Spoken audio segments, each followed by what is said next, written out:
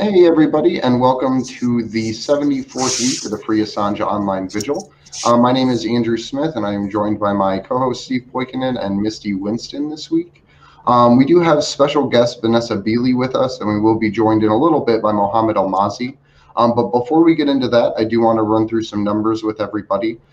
Today is day 3,642 of the illegal and arbitrary detention of Julian Assange. It is day 602 since the WikiLeaks founder was trafficked from the Ecuadorian embassy following a $4.2 billion international monetary loan fund to the nation of Ecuador.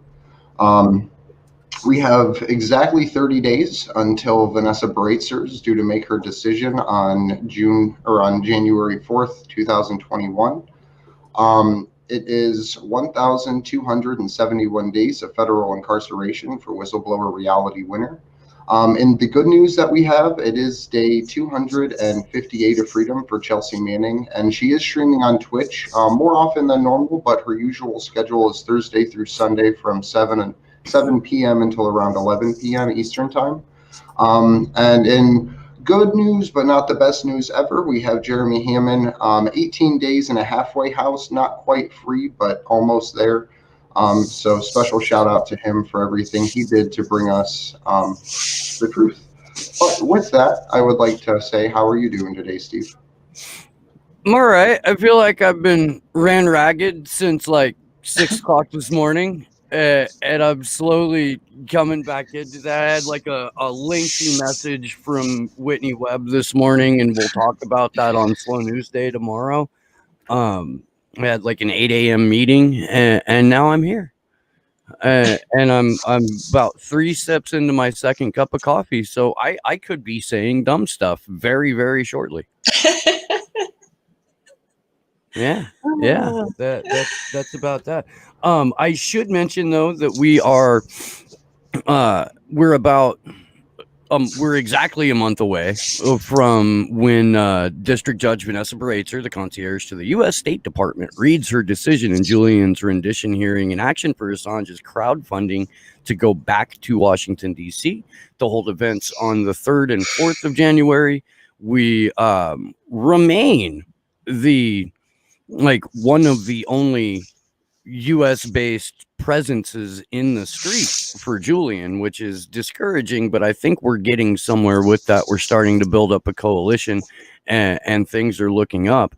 Having said that, we'll make sure that the GoFundMe link gets posted into chat a couple of times throughout the day. We are slightly more than halfway to our goal. Thank you so much to everyone who has made that possible.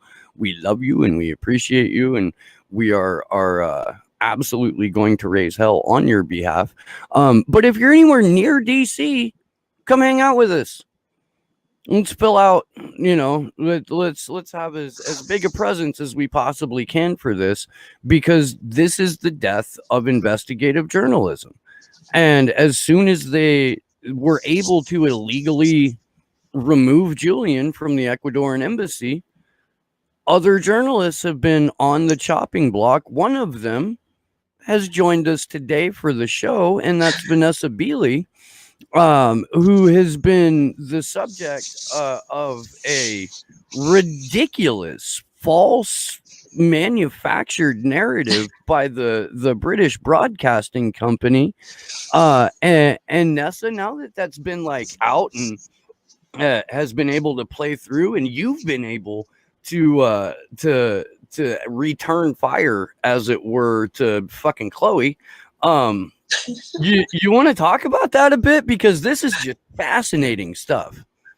Yeah, I mean, it's actually, how long is the whole program? I think it's around 5 hours.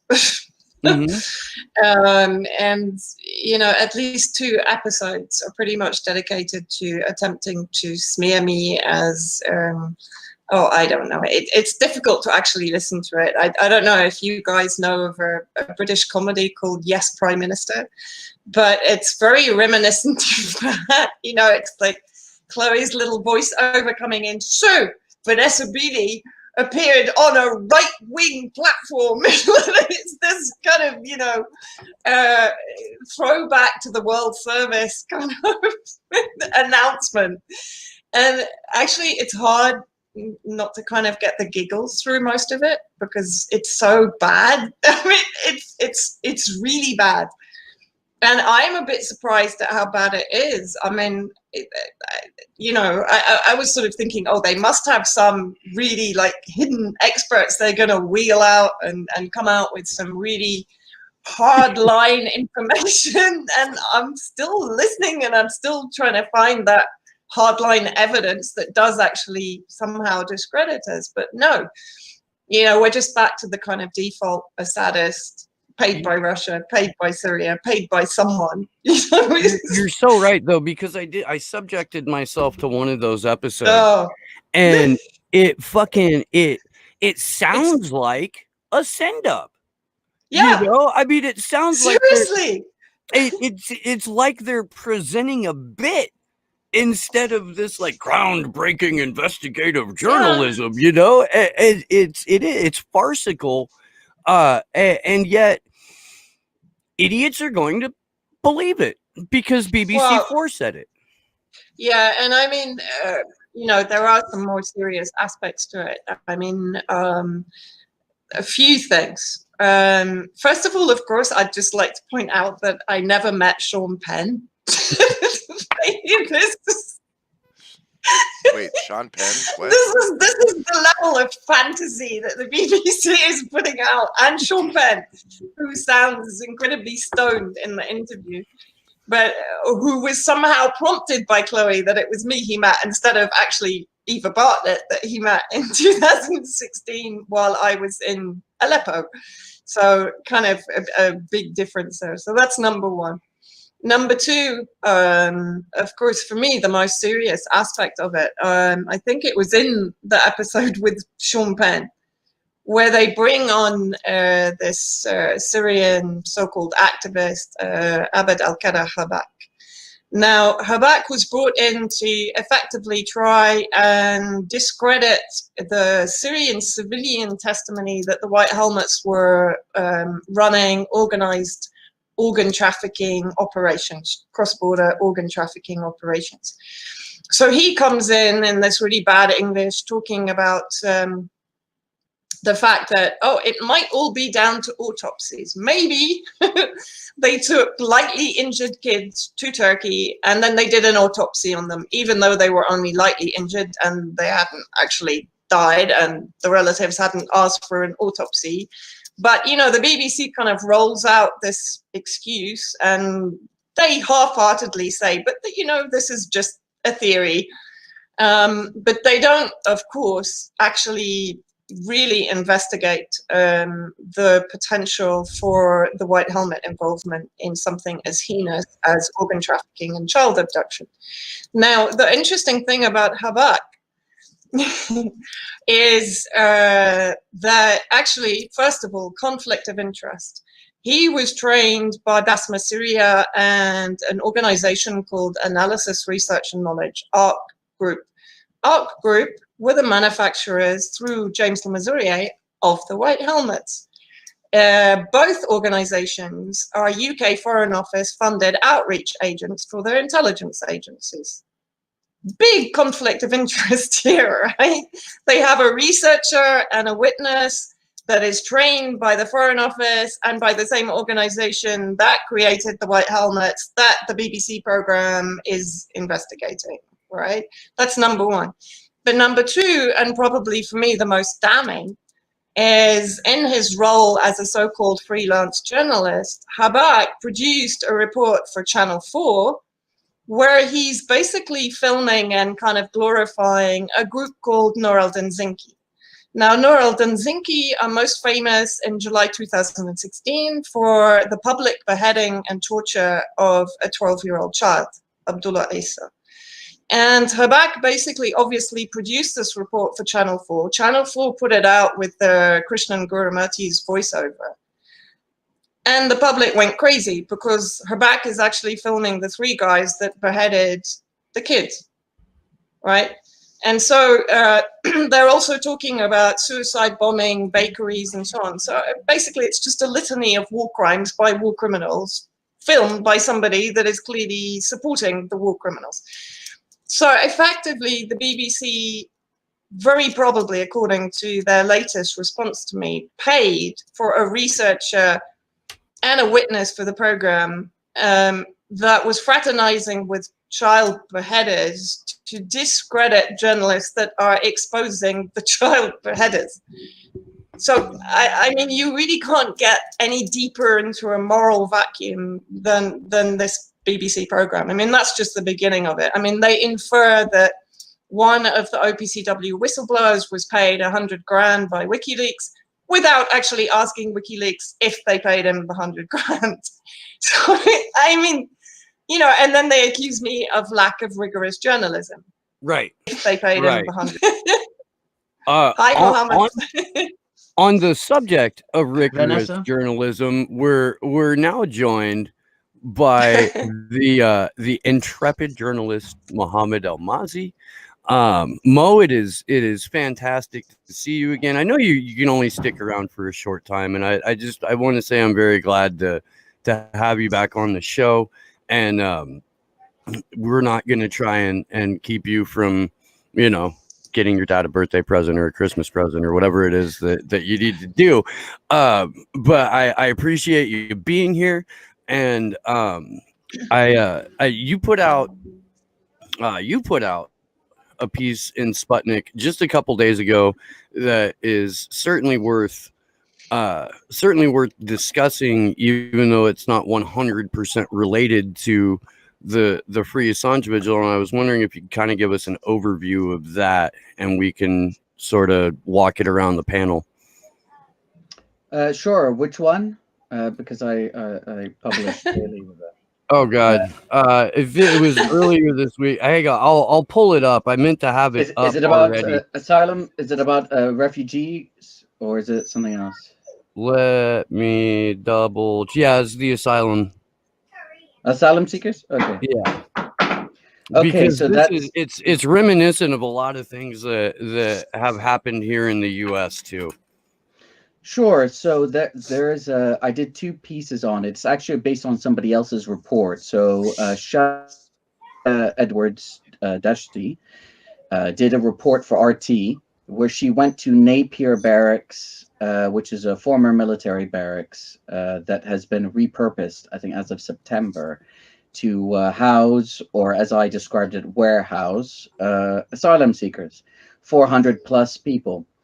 And she went there, and it's important for people to understand the official position of the Home Office is these people aren't in detention, right? They don't consider them to be criminals. So this is from a statement that was read out during her report. These aren't criminals. These are asylum seekers, and we're doing everything we can to provide them the support they require. So this is accommodation. It's not an immigration detention center. And yet, despite that, she found that when she went there to the fence, the chain link fence, right? Because like I said, it's a former military barracks with barbed wire on the top. People who came to speak to her that were in the courtyard were then shooed away by security. They're even on the record saying, look, I want to speak to you, but I can't because they're saying, no, I can't. People said that she was told, including by people off camera, that, and I think one of them, refugees on camera, that people are kept in rooms of 30 per people. So on the one hand, as she points out in her report, if you were to do that during COVID lockdown, you could get fined £10,000 sterling. But here you have all these people in cramped spaces. They said that bugs, the beds and bed sheets are infested with bugs, that there's a high level of self-harm, a high level of depression. There is a Sudanese refugee who's a pretty cool guy, actually. She interviews him. He comes by in a van to try to donate clothes and food. In fact, I think he might have been granted status. So he goes around now. He's got a charity where he goes to different asylum seekers or locations and donates food and clothing. And they stopped allowing him in. And so he sets up in a park nearby where I think they're allowed to leave 2 hours a day. And so the report basically focuses on on their treatment. There's video footage from mobile phone footage that she got access to that's also overlain with the documentary that shows people getting into arguments with the security, protests. There's reports of hunger strikes, etc. And you have some people saying, at least with prison, you know when you're going to get out, right? We don't know what's going on. So that's also a thing that, you know, when I used to work years ago at the Refugee Council, or when we used to work on certain cases, because I used to work in the legal field, is lack of certainty, right? Lack of knowing when your situation is going to come to an end is a big deal. You know, as you can imagine, for any human being. In fact, in the criminal justice system more generally, because technically this is not the criminal justice system, this is the immigration system. There are things called indeterminate sentences, which they give here, which have long been controversial, where certain people will get a sentence that's indeterminate, right? So it could be 10, you don't know when you'll be released. It could be 10 years, could be 20 years, could be 30 years, could be 40 years. So if you're given a life sentence for murder, because here murder is an automatic life sentence, you have murder with the possibility of parole, technically release on license after 10 years or 20 years, 30 years, depending on the circumstance. But at least you have an understanding that there's a possibility of being released on license after a certain number of years. So that lack of certainty, the mistreatment, also importantly is the report that visitors who go to Napier Barracks have to sign a non-disclosure form, which is apparently backed up by the Official Secrets Act. So you're not allowed to discuss what you see there. Now, I could understand if it's about people's personal data, that you're not allowed to discuss people's names because they're asylum seekers. It's about protecting them, but that's not. It's about whatever you see inside. So it's that like seems pretty off. Right? It's on par with special administrative measures like Julian would be facing were he brought to the U.S., were he renditioned to the U.S., where it's not even you can't discuss anything about the conditions that you have observed inside this facility, nor can you even mention, in the case of prisoners under special administrative measures, that they're under special administrative measures. Right. I mean, I wouldn't say it's as extreme as that, but yeah, I mean, yeah, I suppose in terms of inability to speak out, I haven't seen the non-disclosure form. It's just that's what's reported in the report. I would love to see that form. Right. So I would love to see that form as well. And in fact, so I interviewed Shadia for Sputnik. So it's a question and answer form, because that tends to be my pieces for Sputnik, or an interview form, unless it's for the Assange case, in which case I write up my own pieces. And then for the Canary, I did another piece where I covered it, and so it's in more of a written article. Where was I going with this? About oh right, yeah. So I was like, why am I telling you about? All right. So I contacted the Home Office when I was preparing for the article, right? So the written piece for the Canary, which is also up now, and I contact the press office and I say, hey, I want to give you a right of reply because I'm doing a report on this report about Napier Barracks. Okay, send me an email, right? So I was like, oh, I think I know what you're talking about. Can you say, when was this report? 28th of November. Okay. I send them an email with a link to the report, bullet points of the allegations that they can choose to address or not address, including the Official Secrets Act. What do you say about this non-disclosure agreement? What do you say about high levels of self-harm? What do you say about people saying they feel treated, 30 people to a room, lack of social distancing, et cetera, et cetera, et cetera. And then I call them back up, get confirmation that they've received the email. And I say, we'll want this piece to go up probably 1 p.m. tomorrow. So let's say your deadline is 12. And I set that in the email as well. And he says, okay, that should be fine. I called him up the next day, 10:30 in the morning, just following up. Oh, so-and-so is in a meeting, but absolutely, I'm aware of this. And yeah, he's on it. So yeah, don't worry, we should make your deadline by 12. And then I call up again, later up as we're getting to 12, somebody else. Well, I don't know about this, but perhaps you can forward me the thing. Here's my email. Right. So that was 2 days ago or 3 days ago now. So the piece has obviously gone up. And I just have a line at the very end, is that the Home Office was contacted repeatedly. And despite promising to come back with a response, they didn't. And the thing is, I think that was more than enough time. And if, in fact, if they come back Monday with a response, I'll either incorporate it in or I'll draft a second piece, because I want responses from the government so people can then say, this is what these people are saying, and this is then what the government is saying. But that's a conscious choice on their part not to respond. Well, one of the things that Sorry, makes Vanessa my looked like she wanted to ask something. Well, one of the things that like fucking kills me when I hear about this situation is that same Home Office a few weeks ago got the right to break any law they want in the name of the financial security of the United Kingdom. So all of those people in that facility are lesser than slaves, because the UK government can choose to do vaccination research to benefit Operation Warp Speed with all of these humans they now have corralled into pens in former military bases. So like that is a pending genocide.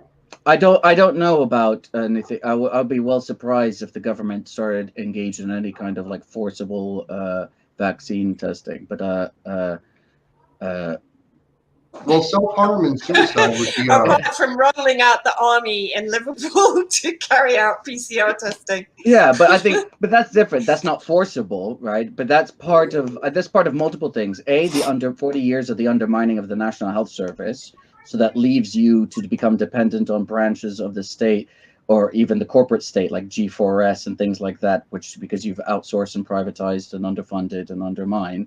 And B, I think that's also part of normalizing the idea that the military is an inherently good thing, even though the military is not a very efficient structure for things like healthcare, because that's not actually what they're designed for. You don't say. It's actually financially inefficient, but there is this.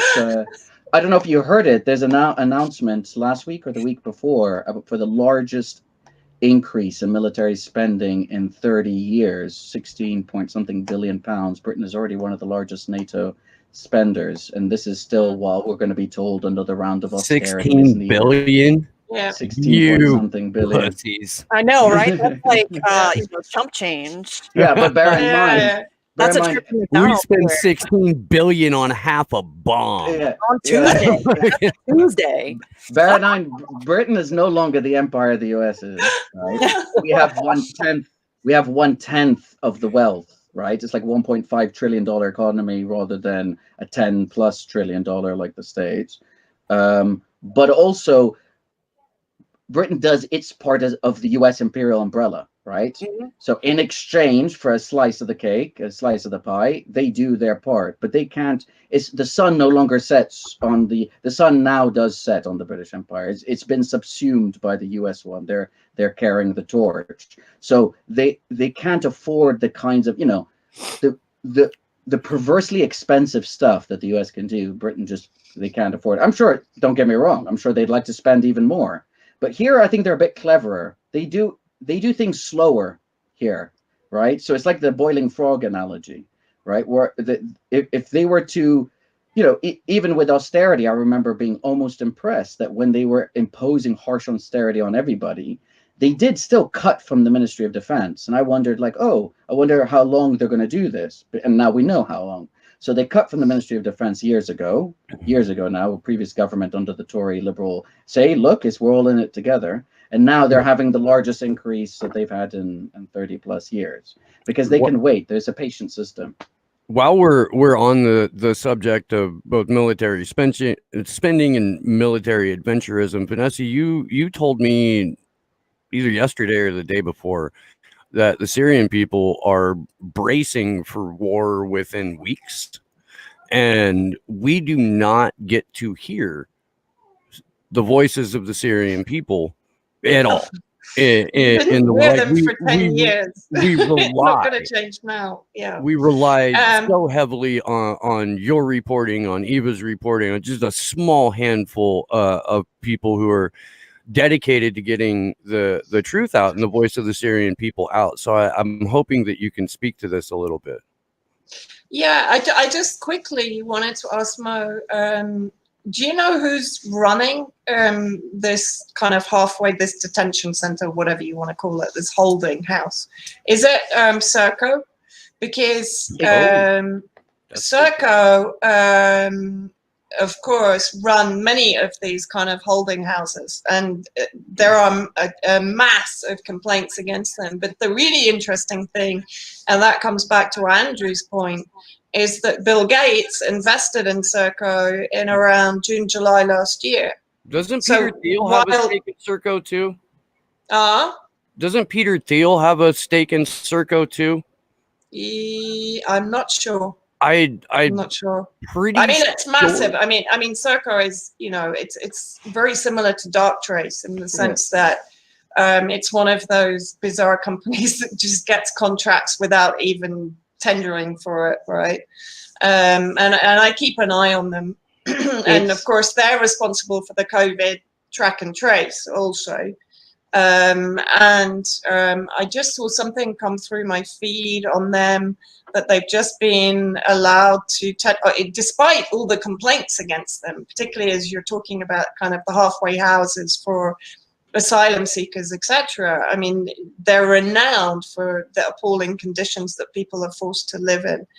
And yet they are consistently given these contracts by the Home Office, by the government, for, as I said, the track and trace for COVID, etc.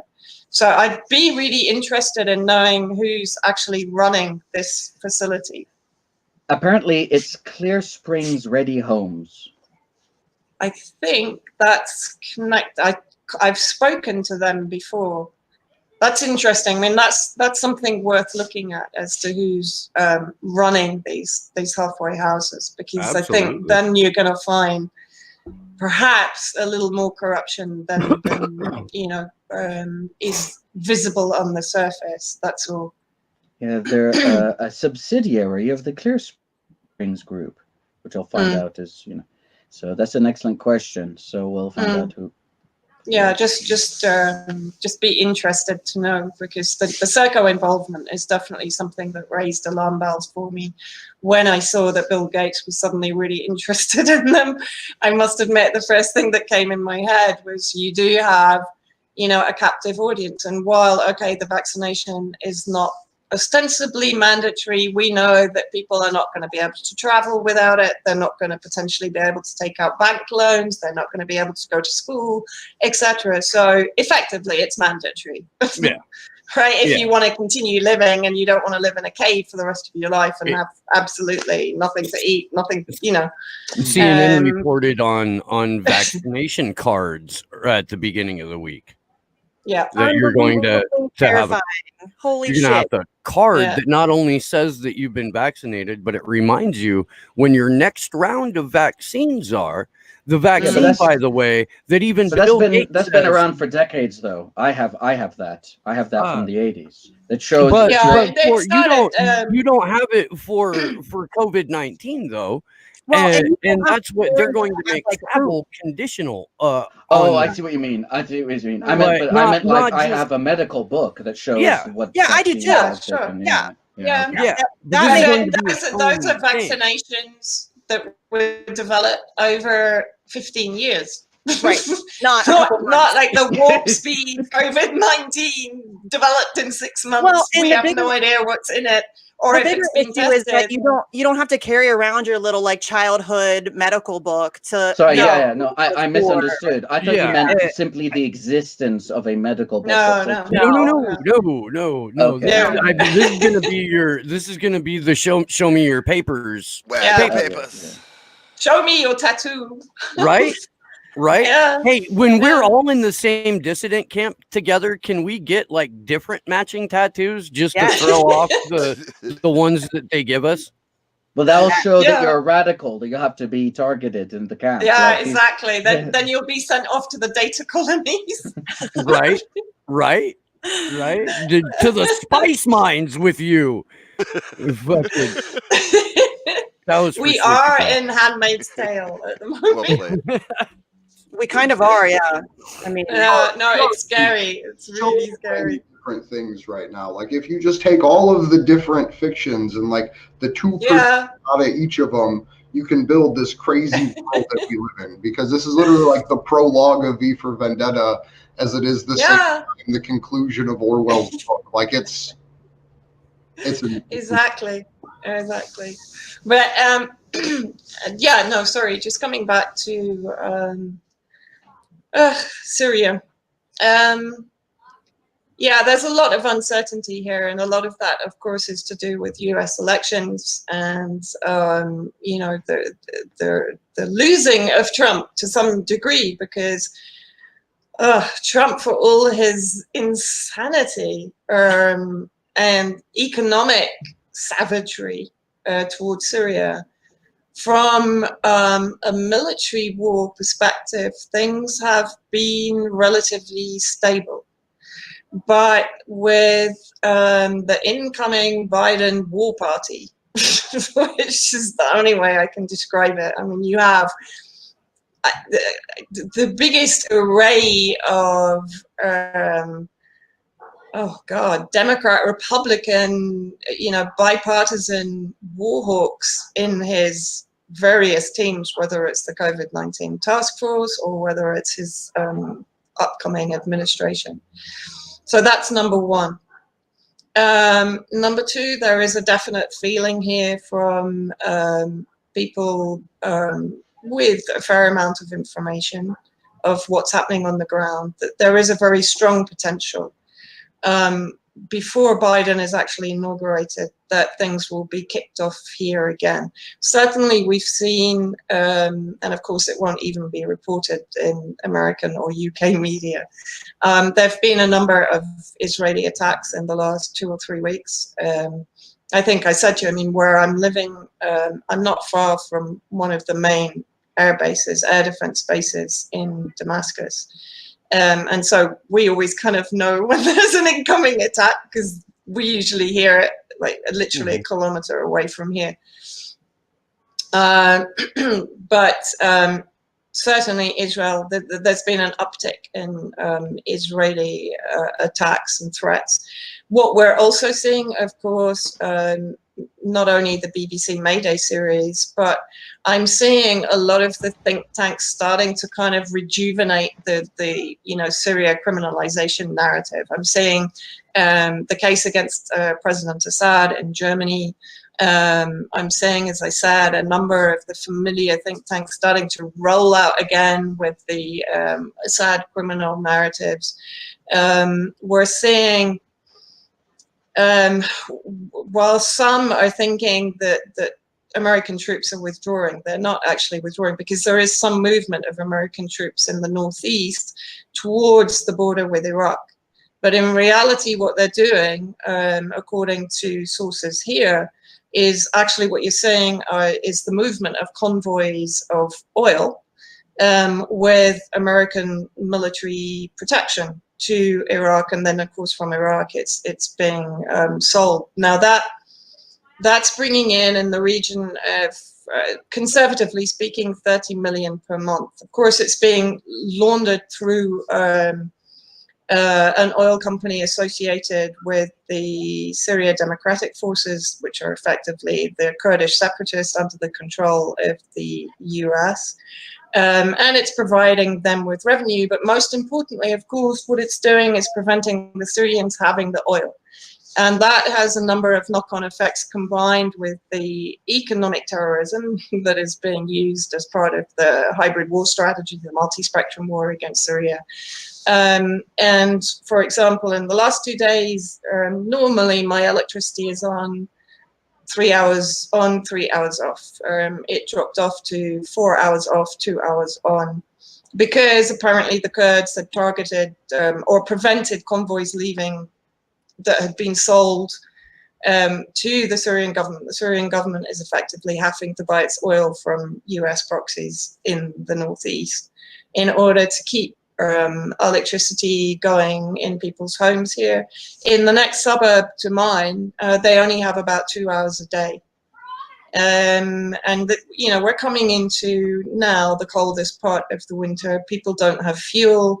we're back to 5-10 kilometer queues for benzene, for fuel for cars.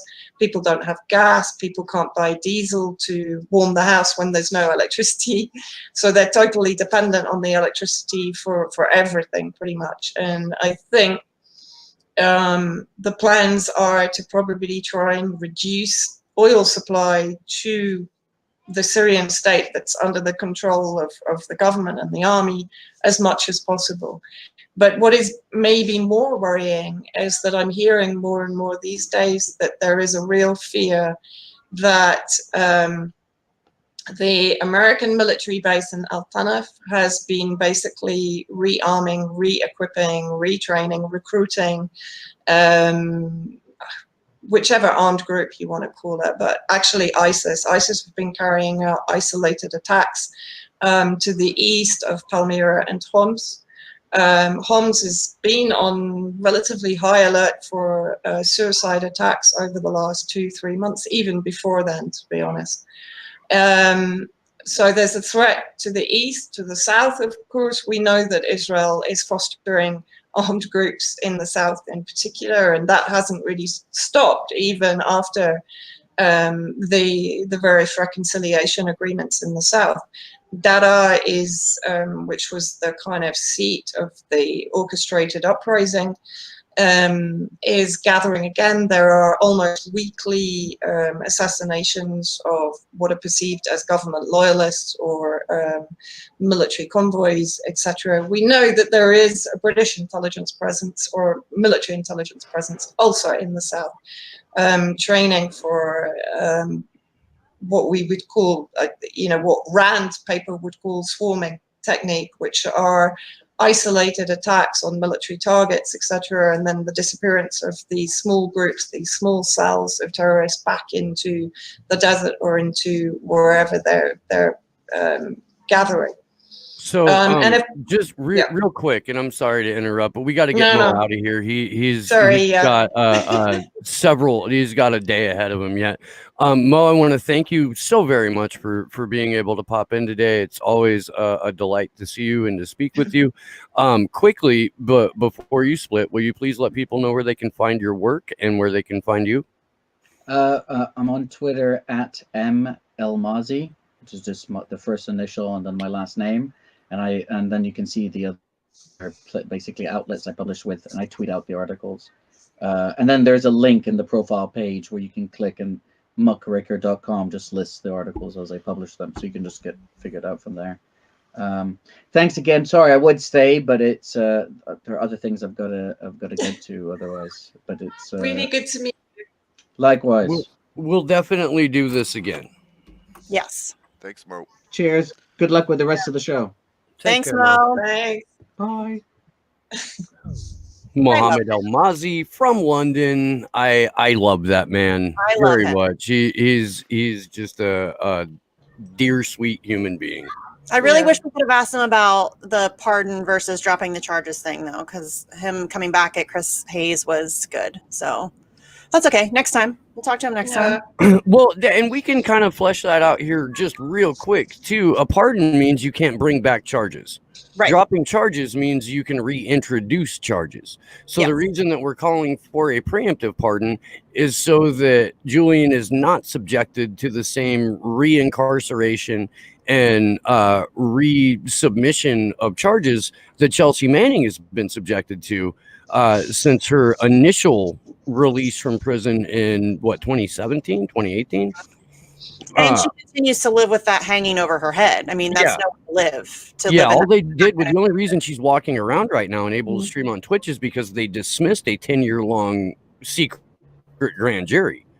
Not because she had been absolved of anything or because the judge in her case realized that she wasn't going to break no matter how much time or how many, significant the monetary punishment was, but because the grand jury itself was dismissed. And it was dismissed because they were able to get testimony from 2 FBI rats, one of whom is a convicted pedophile, and the U.S. State Department and Department of Justice decided that these 2 witnesses were at least cooperating, if not credible, So why not run with it? Because the American public at large and the British public at large has been so successfully propagandized that they will on the surface read the statement or read the headline without looking into who Sabu or Siggy really are, which is horrendous. Because again, we've got in Sabu an FBI paid FBI informant who set up Lulzsec. The reason that Jeremy Hammond is in a halfway house right now is because this rat Sabu entrapped him into committing computer intrusion on behalf of the FBI in order to set up WikiLeaks. And yet the only person to pay a price for that, or the only people to pay a price for that are the victims of entrapment and the victims of the targeting. Yeah, and I don't think that a pardon is inherently bad. There are some people that argue that a pardon means you are saying he is not guilty of a crime, or that what he did was a crime in the first place, which I agree and I don't. But at the end of the day, listen, I don't give a fuck as long as he's free. Like, he's right. That's the point. Let's save his life, and then we'll worry about the bullshit. Right.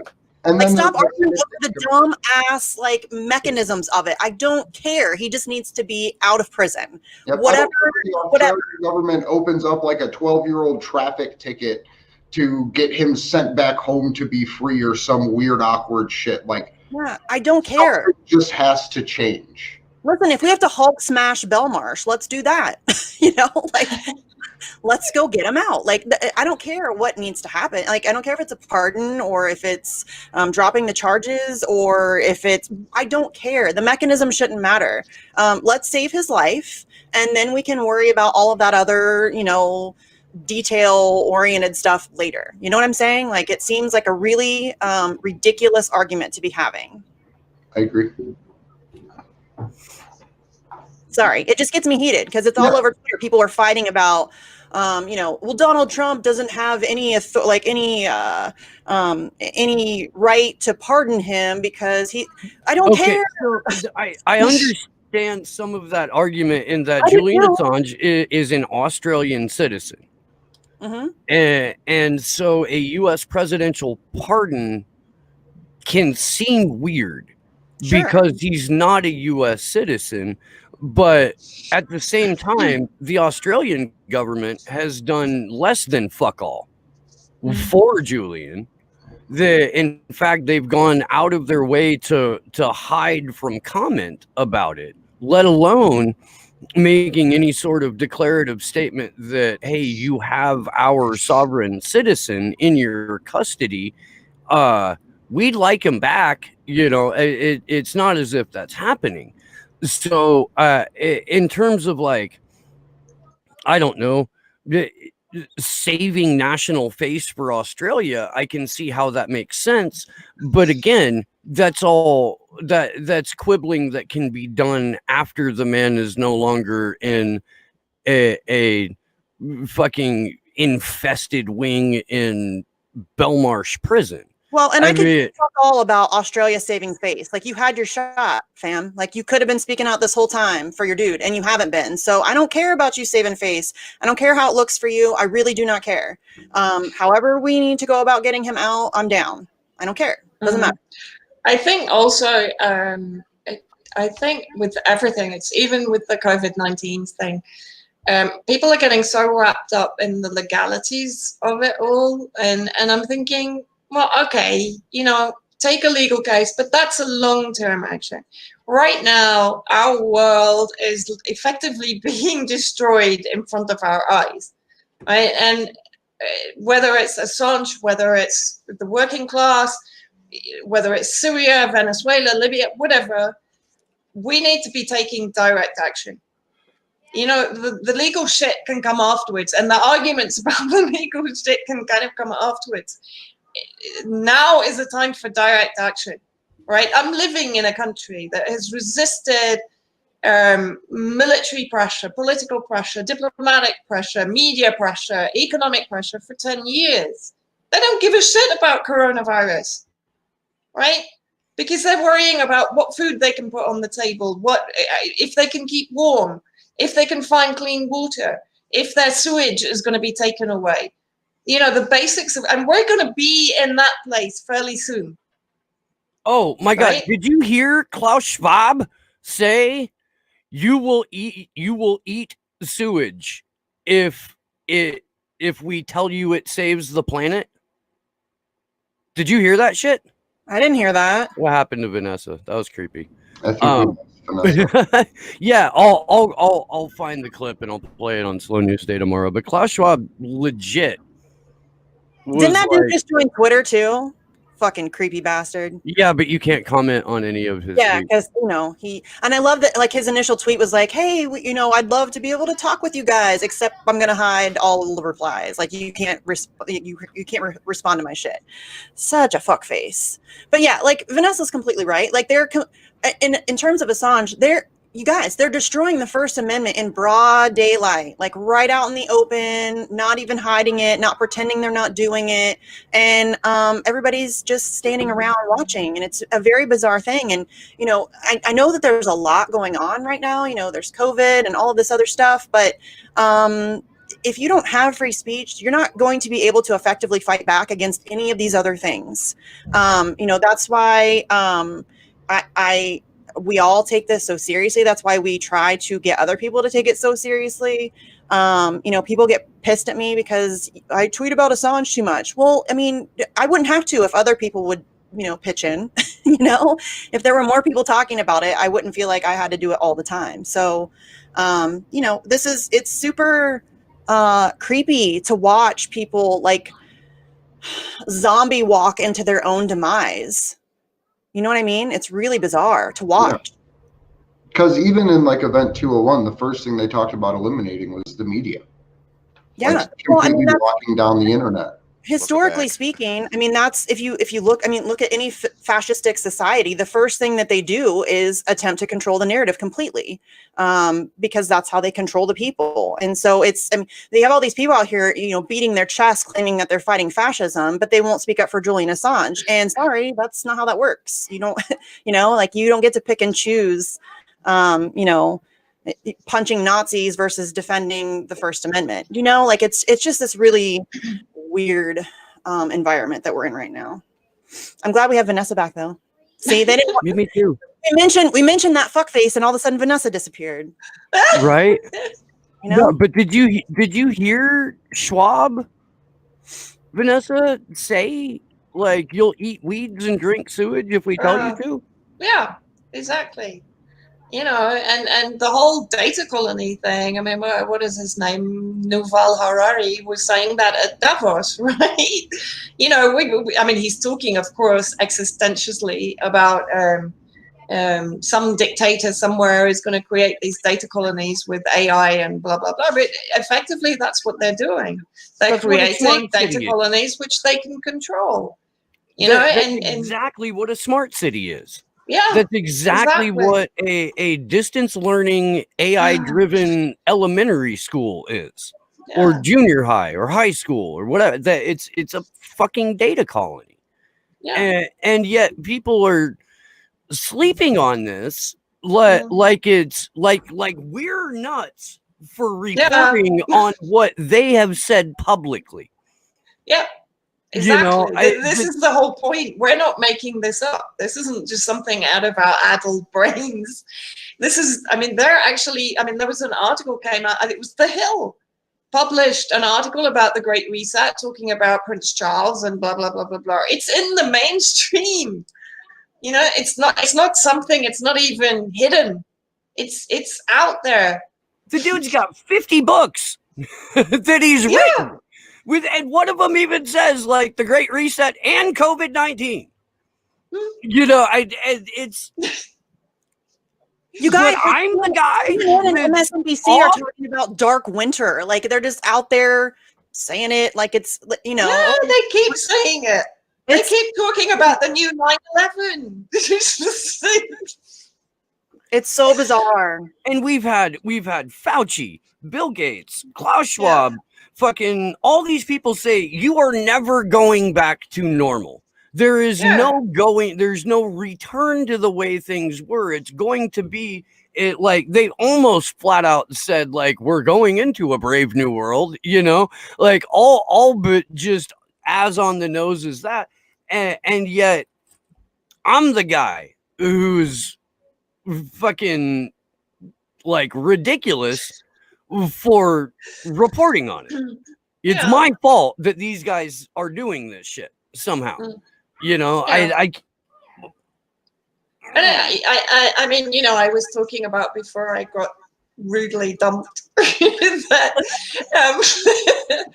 you know, that we'll soon be facing the kind of conditions that the Syrian people have been dealing with for 10 years, you know.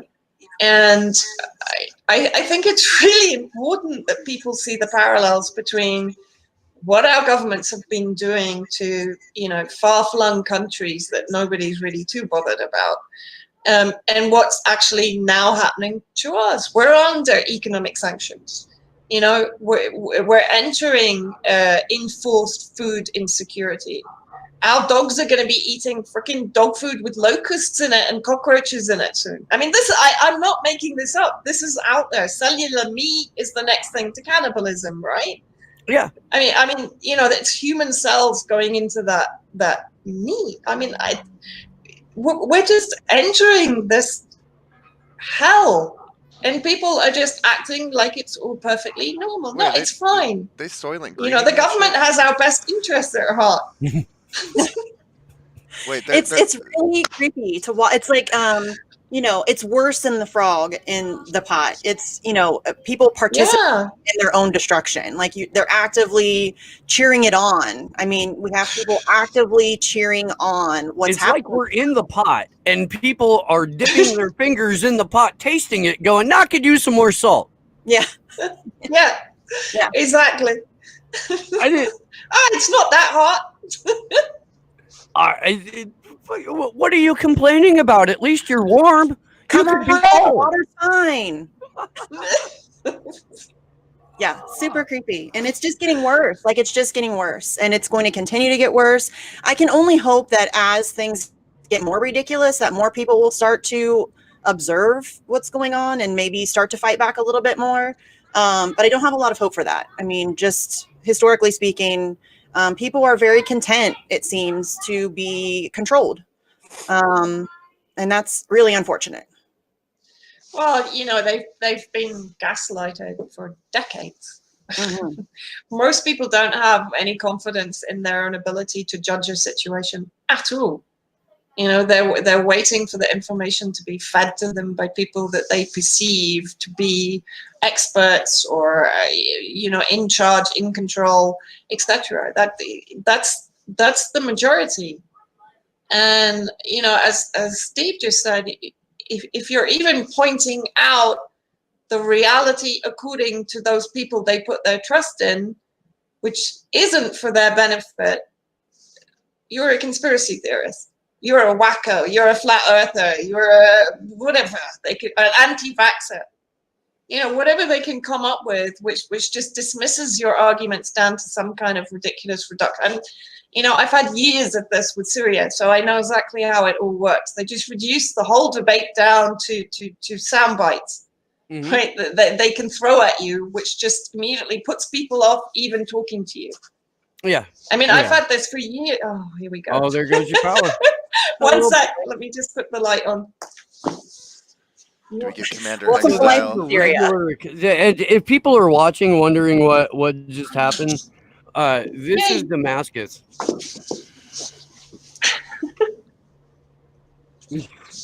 Fucking.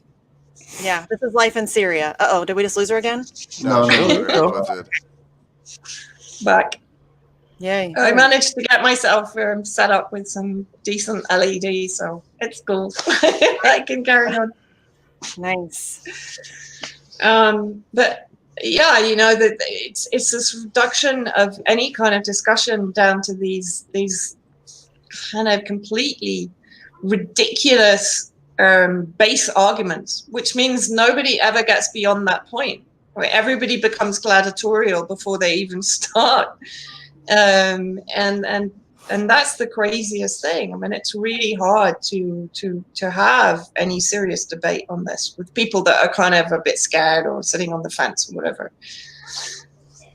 I think that that's a very effective method that they use. They do it with the Assange case. You support Julian Assange, then you must be a Russian because he helped Russia, or you must be a Trump supporter, or there's just a number of attacks that you get if you support Julian Assange, and it's based on absolute like garbage information that doesn't even exist in reality. And they're very good. It's like the propaganda game in this country specifically, and Steve said this a number of times, the United States is the most propagandized country on earth. I don't even think it's close. And they're very, very good at it. They're very good at manipulating your thoughts and making certain subjects completely unacceptable to even approach. You can't even talk about it. It's like, for example, the Seth Rich murder. This is a DNC staffer who was murdered in a nice neighborhood in DC. Nothing was taken from him, and we're not allowed to even talk about it. You can't even mention it, or you're immediately called a conspiracy theorist and Alex Jones and a Fox News viewer, and you're MAGA and all this other stuff. And it's no, you guys, this is an unsolved murder of a DNC employee under suspicious circumstances. Why can't we talk about that? That's bizarre. And that's exactly. They're very good. They did the same thing with Pizzagate. Pizzagate it seems crazy, but I don't think anybody could deny that there's a pedophilia problem amongst the elite. I mean, you have plenty of evidence to support that. And so they use this Pizzagate thing to make the subject unapproachable. You can't talk about the pedophilia ring because then you're a Pizzagate conspiracy theorist and you're a nut job. Oh, seriously? No, I know, because even with the organ trafficking and even with the child abduction in Syria, it's like a no-go area. I mean, I remember when I actually went on RT going underground with Afshan Ratanzi, and we brought up the subject of organ trafficking. It was unbelievable. It was like we just dropped a kind of nuclear grenade on Twitter. Like everyone just went apeshit. Bellingcat, the lot of them, they were freaking out. Right, and the attempt to dampen down the whole discourse over this, and of course that's part of what the BBC Mayday series was about, to try and destroy that narrative, of course. But even among progressive media, that whole subject is, I almost see people take a sharp intake of breath when I bring it up. It's like, oh shit, no, not the organ trafficking, What? But historically, it is one of the major harvests of war. In every single war, it's a major income stream for these proxy contras, armed groups, whatever you want to call them, terrorists, etc. And the US and the UK turn a blind eye to it. There are certain subjects that have been made so taboo to even bring up, that people have put up all these self-imposed mental blocks that when you broach the subject, their pre-programmed reaction is to just shut down and lash out with, you're crazy for even bringing this up. And when you like try to show them, actual physical evidence, then they double down on that position of, oh, no, you're crazy. I don't want to see anything that you have, because to acknowledge that these things take place, that they take place not only in their country or by their country, but with their own fucking tax dollars in a number of cases.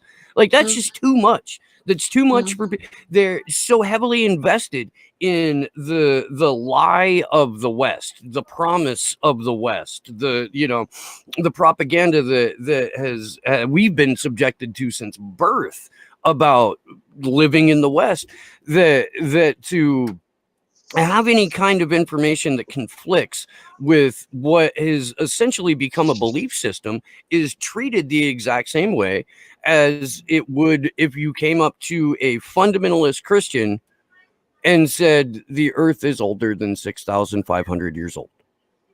You know, and they will recoil and they will double down and they will go back to their concentrations of faith and they will have their ideology reinforced. And then you will be a heretic. You will be, what you're speaking is treason. What you're speaking is heresy. And therefore you are to be shunned, ignored, mocked, and ridiculed. It's a bit like, I mean, if you look at the kind of sanitization of child trafficking, which is intercountry adoptions. You know, people have this image, but no, you know, we're giving a home to a needy kid. We're giving it a kind of a Western education. We're giving it advantages in life. That kid, 9 times out of 10, has been stolen from its family for your benefit, right? And that kid grows up with a major identity crisis. And a sense of abandonment, et cetera, et cetera. And I mean, there are a number of really good organizations against child trafficking. I would direct people to really investigate what's going on with intercountry adoptions. Rolly Post, who wrote about the whole kind of financial setup in Romania and how these organizations were profiting from the trafficking of children under the umbrella of legal adoption. Right. Again, it's a massive trade out of these impoverished, deliberately impoverished and targeted nations. And yet people kind of, and I sort of get it, that they want to believe in the good in humanity. They want to believe that people are doing things for the right reasons. But, you know, we're back to this direct action thing. We need to start taking responsibility for our own education and for our own understanding of this planet, because if we don't, it's going down the pan. It's like it's totally fucked. If we don't actually, as individuals, start taking responsibility for looking into everything, and yeah, it's shit, it's hard work. But if you don't do that, you don't have a real understanding of the world you're living in, and you don't know how to confront it and fight it. Well, and I mean, instant information, ignorance is a choice. You have a device in your hand that has access to like all of the information, all of it. You can get on there and you can research things for yourself. And so to not do that, it's a choice. And I understand that people are busy. They have jobs and kids and families and all of these things going on. But, you know, if you want to participate in society, you need to educate yourself about the way that it operates. And let's face it, it's becoming more available. You know, I said to someone the other day, I think I was talking to Whitney, and I said, you know, actually, I kind of wish whatever is coming would come because like we're at the point we can see the whites of the enemy's eyes, right? Because they're revealing themselves now. They're no longer in the shadows. The kind of entire predator class is coming out in the open. You know, the World Economic Forum are saying what they want to do, right? These people are making themselves visible. So it's not even as if people have to look very far to understand what's going on. It's in the mainstream. It's no longer clandestine. It's no longer below ground. It's above ground. So there's not the same excuse that they have to go to cranky kind of progressive media outlets to find out something and then they have to disentangle the conspiracy from the fact, blah, blah, blah. No, just read it on mainstream. It's there.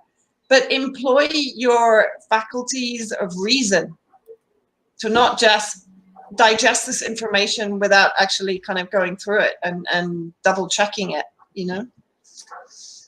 Yeah, I think people need to listen to George Carlin more, you know, read everything, and question everything, question everything.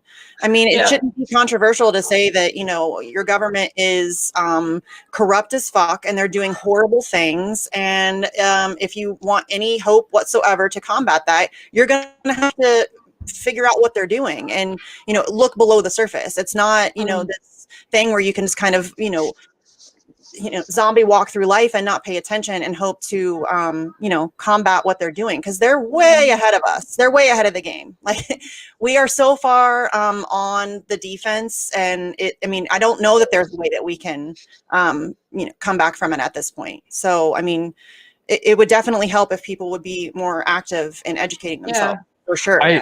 Real quick, I want to do this because sometimes I check the GoFundMe during the show, so we can thank people who donated. And we have Rob Juno donated $20. Thank you, Rob. Chloe donated $5. Thanks, Chloe. We appreciate that. We do. Sean Crawford, Edward Stone, Todd Southern, Rachel Sotos, Joyce, I'm gonna murder your last name. Kat and Zaridi, I'm so sorry. Jason Arts, Rob Juno, Che Guevara donated $5. That's nice. Insane. The nickname I gave Jenk Uger, which is Jenk Eunuch, which has been modified to Cunt Eunuch. That they donated $10. I can't thank you guys enough. I really do appreciate it. And whoever donated in the name of Chloe, bless you. That's good shit right there. Bless you. It was glory, Jeff. Please send me a screenshot of that. Oh, absolutely. Absolutely. I'll do that right flipping now. Oh, that's pretty cool. Oh boy. I'm sorry to derail an excellent conversation there, but that just cracked me up, and I had to. This stuff we talk about is so heavy that if we don't take a break for levity every once in a while, the entire show is just going to turn into a screening. Right, like I can already hear my DMs filling up. Like, quit smoking cigarettes on camera. I don't know why people get so offended by that. You guys were talking about a journalist being tortured to death, and you're mad about smoking on camera. I mean, there are much bigger things to be mad about. Seriously. Yeah. Well, it's one of my. I have an old lady friend that watches, and she yells at me. Oh, okay. Well, sorry, old lady friend.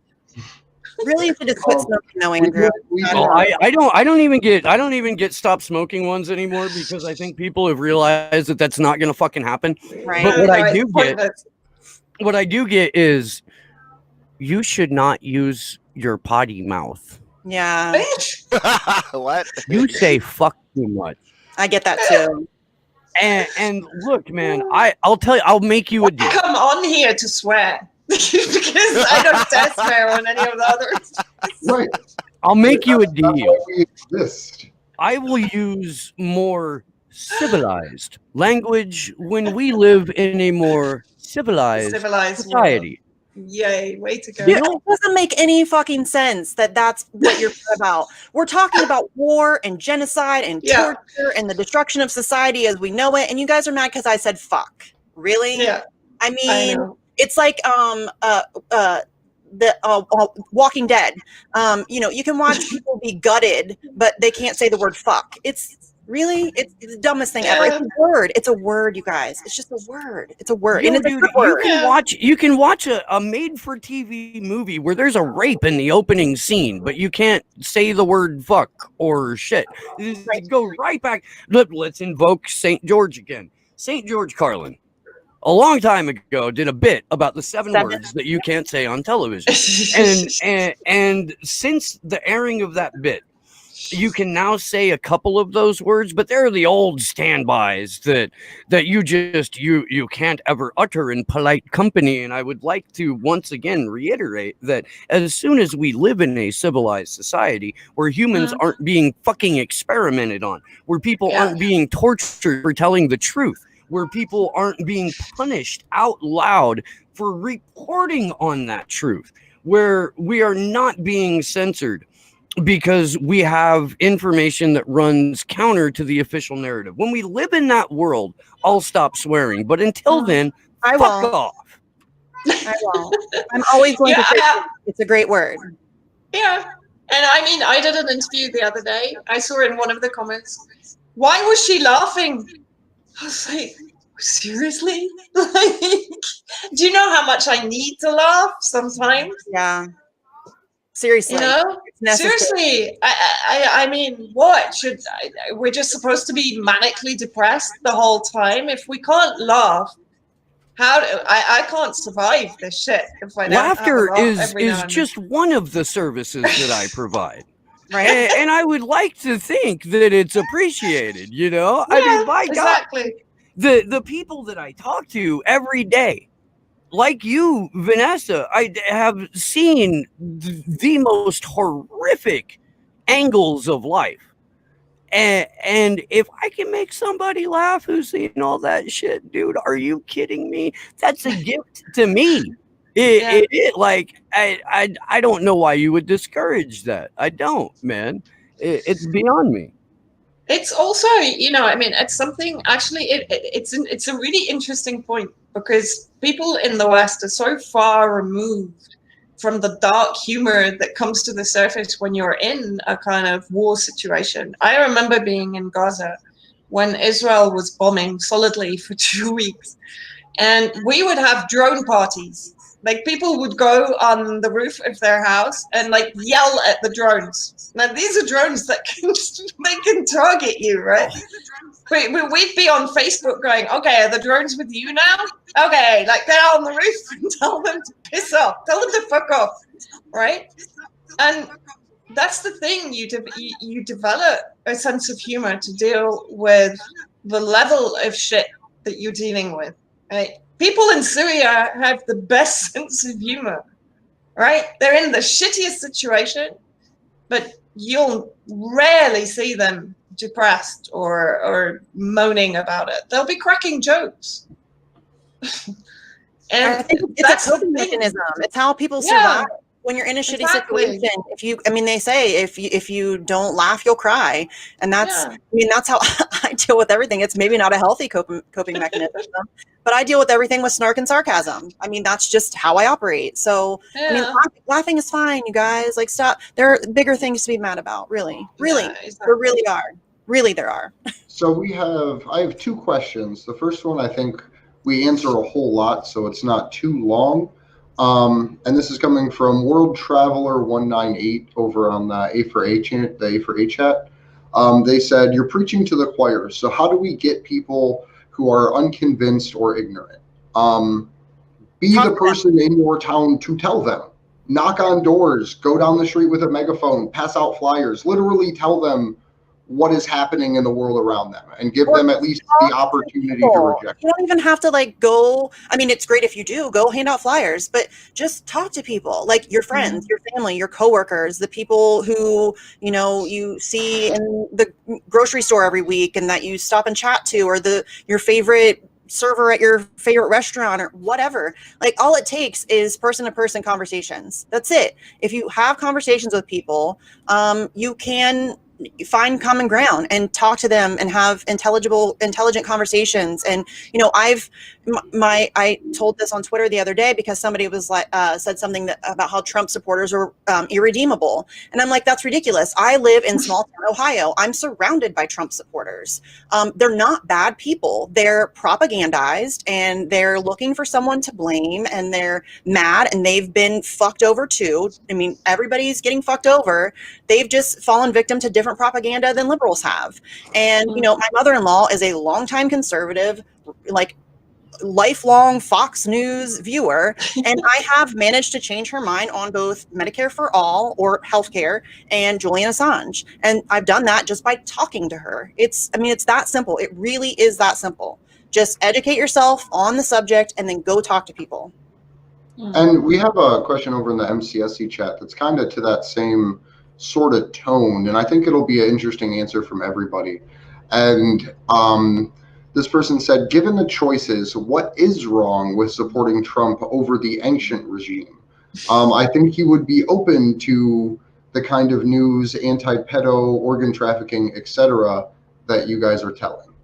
So I would first like to kick that over to Vanessa, as someone who is like on the front lines of spreading this kind of information, because I have my own personal opinion that I feel like most of us sort of share. I don't think the president makes the blindest bit of difference.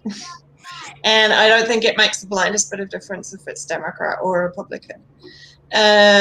Because the majority of these projects are engineered and orchestrated by the deep state and by, the guys in charge behind the governments. And that's what I'm saying right now, is the transnational predator class is coming out in the open now. And it's clear that the governments are not in control. I mean, look at Boris Johnson. No one in the UK government knows what the hell is going on with COVID-19. measures and lockdown and blah, blah, blah, right? Why? Because they're not actually creating these measures. They're being told what to do. And I think that's one thing that COVID-19 has kind of thrown out in the open, that our governments are not the ones in control and the president is not the one in control.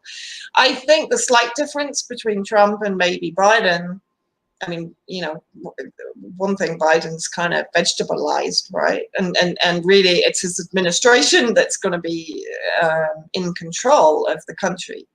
And, you know, the administration is scary.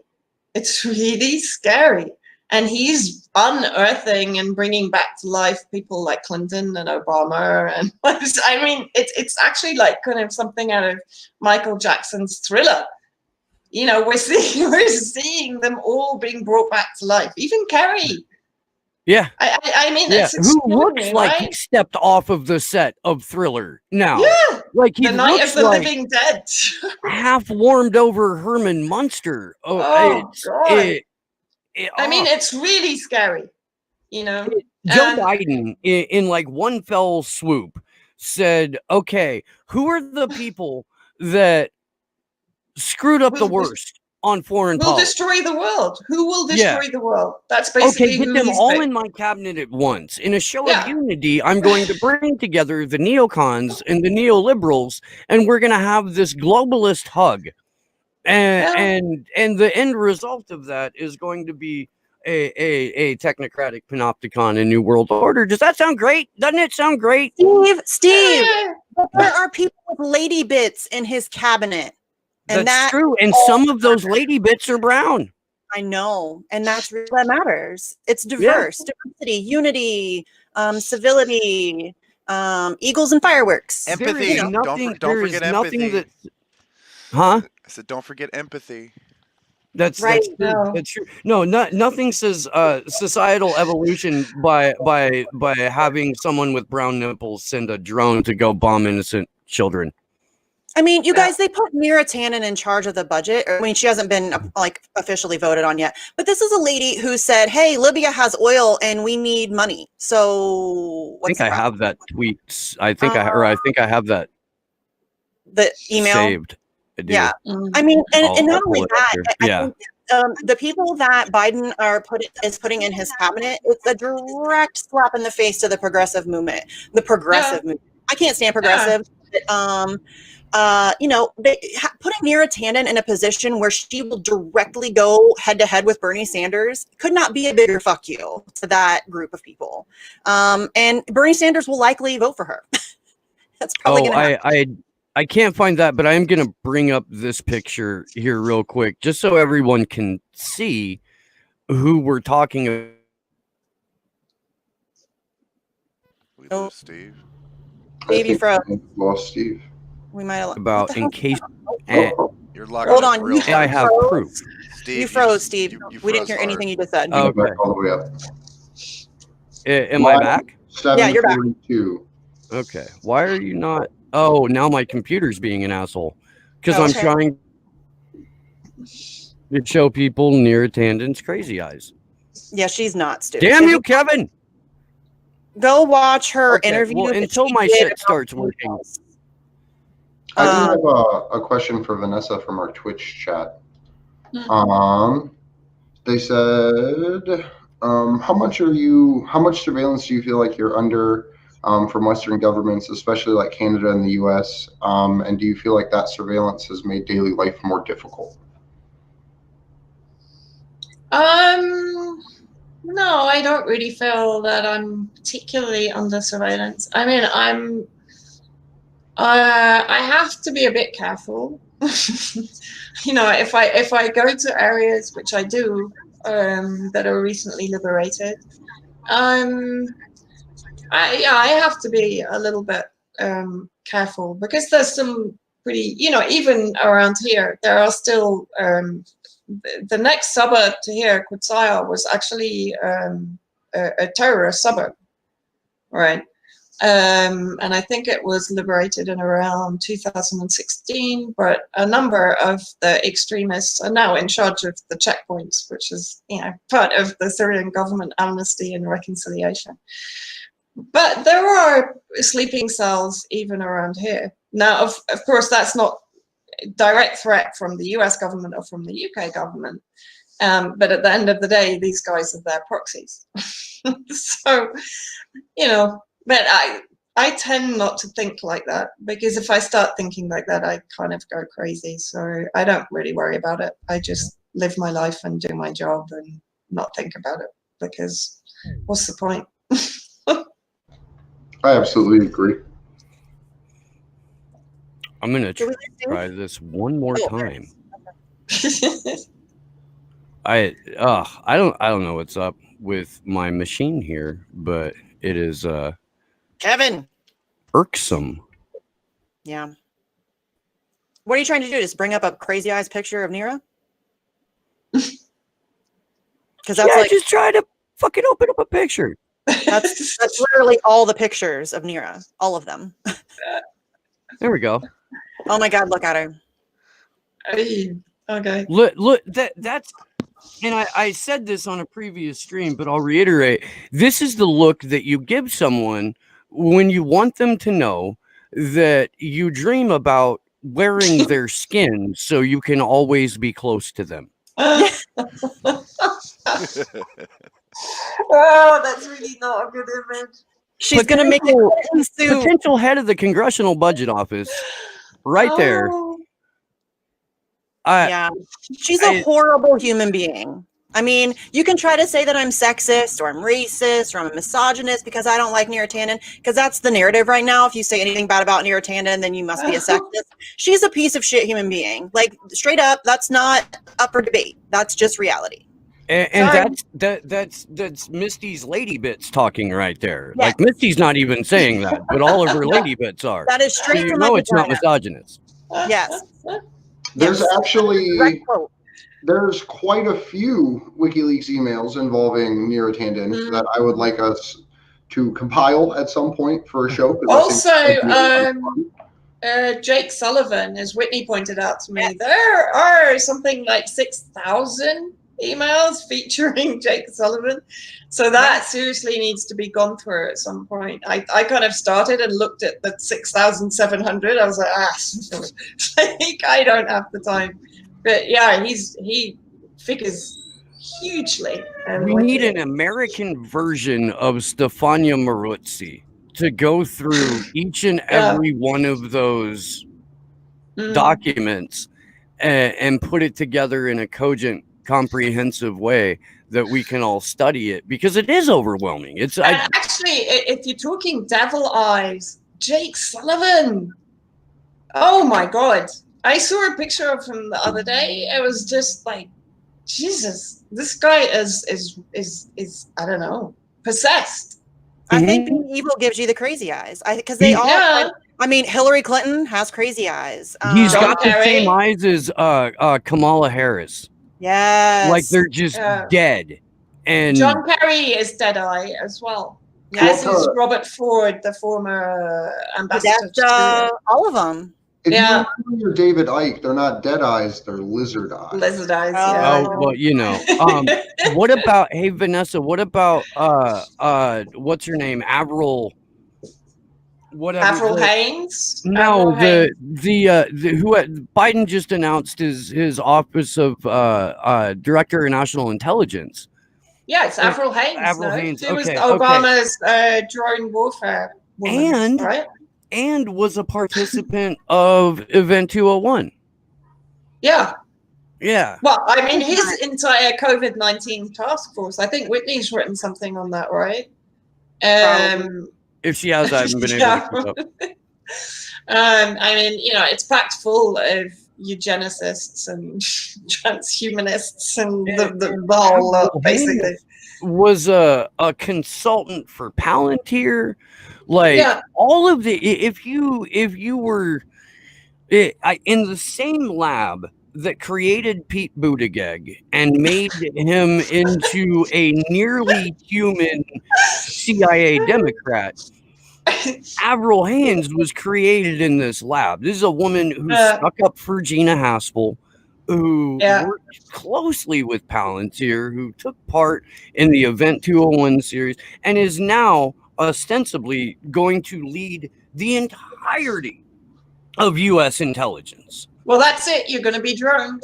Because she was a big part of Obama's drone warfare team. So, you know, this is someone that's really happy to bomb people remotely. Yeah. Yeah, but it's intersectional imperialism, though. She's a lady. Yeah. Well, More yeah. intersectional fascism, please.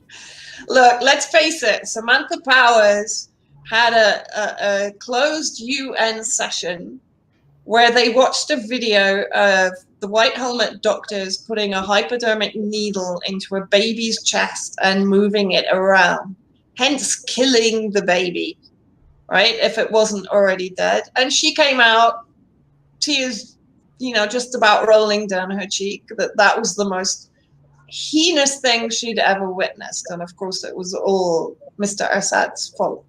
Mm-hmm. So, you know, actually, and I'm really sad to have to say this, but a woman in power is way nastier, generally speaking, than a man in power.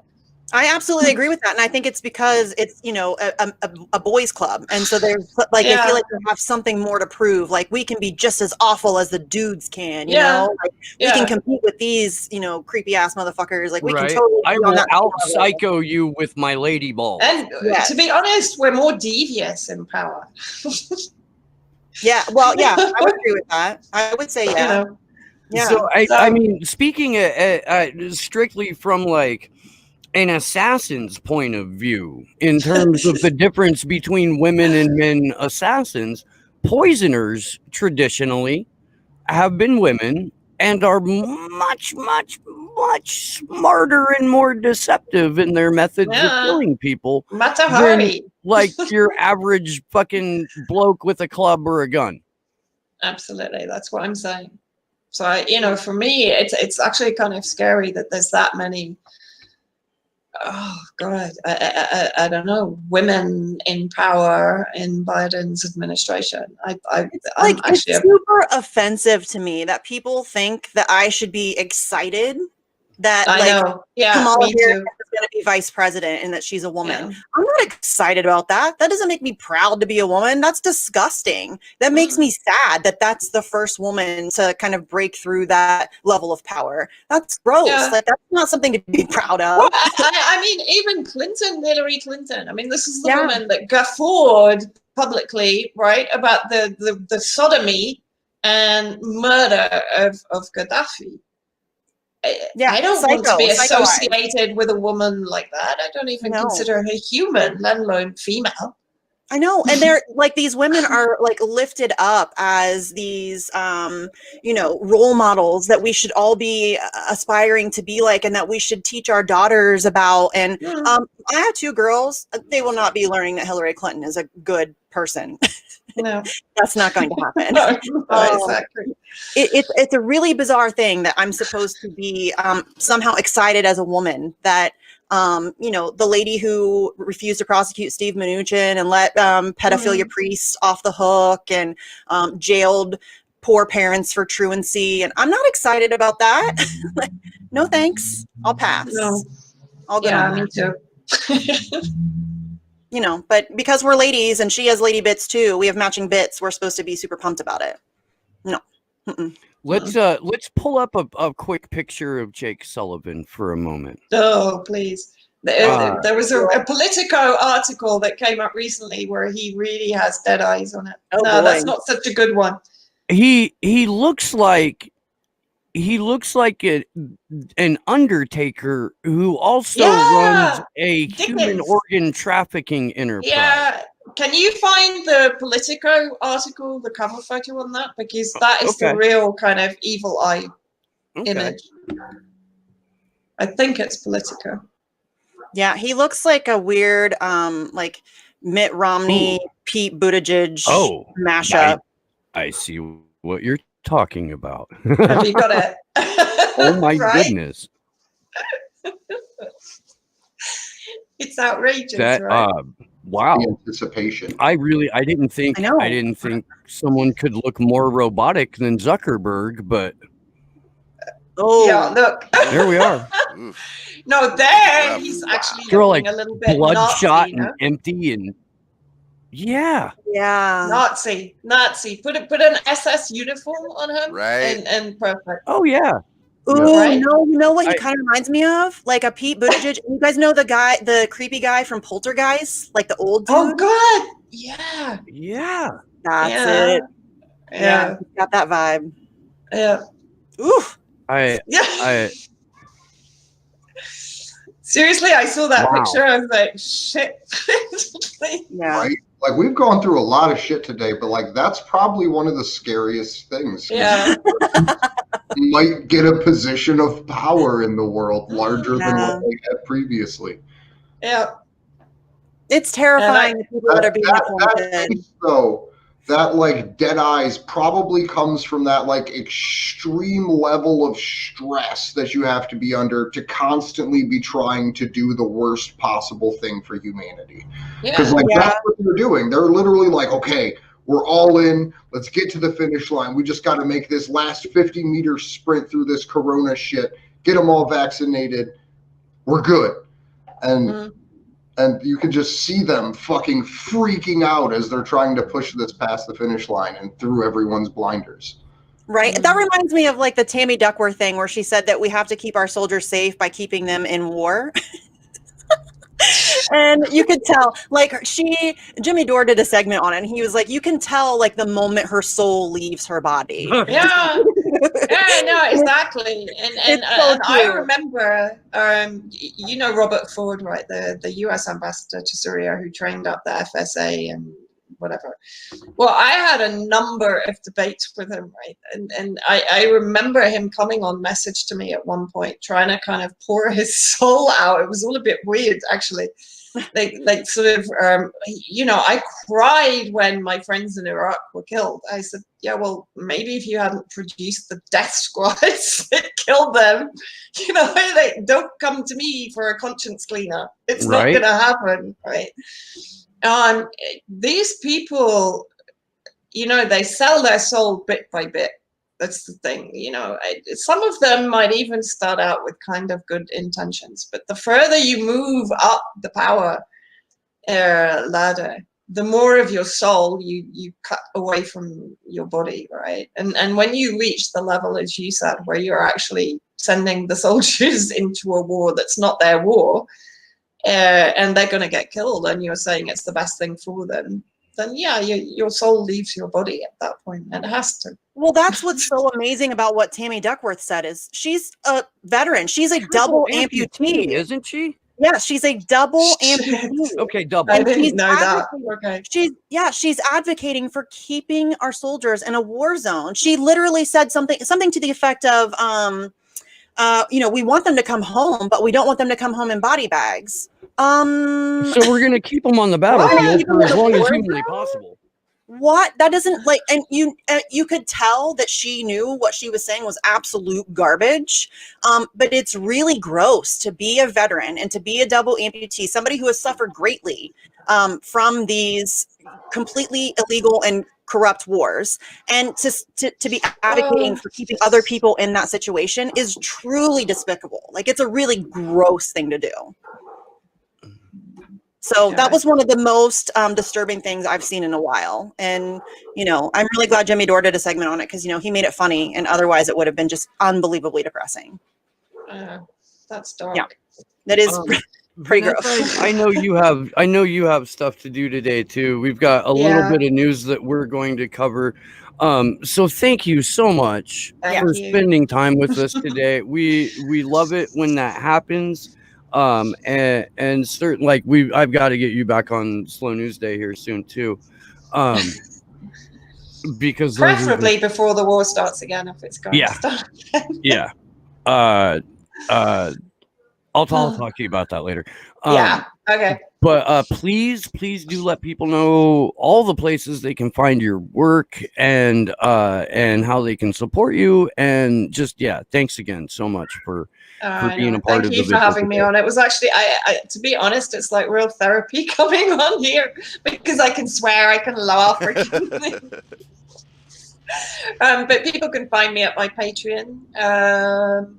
I publish at Whitney's Unlimited Hangout, of course, at UK Column, that are doing an amazing job in the UK covering, not globally, but based in the UK, covering particularly the COVID-19 shit.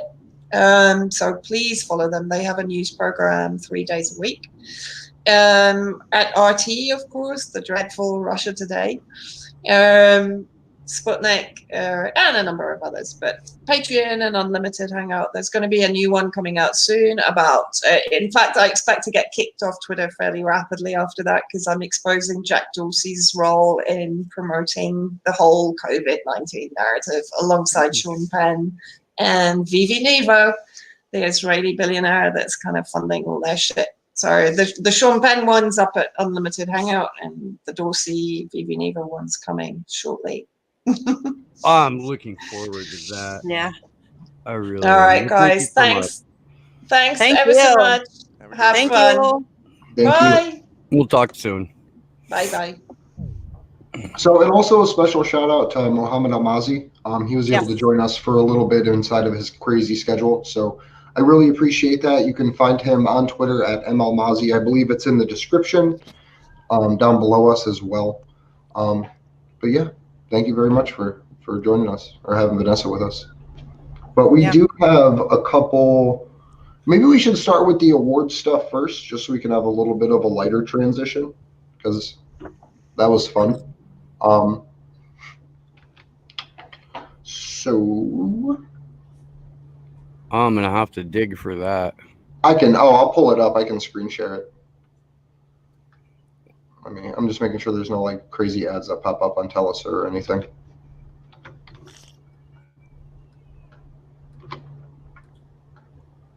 Yeah, crazy ads. Hold on.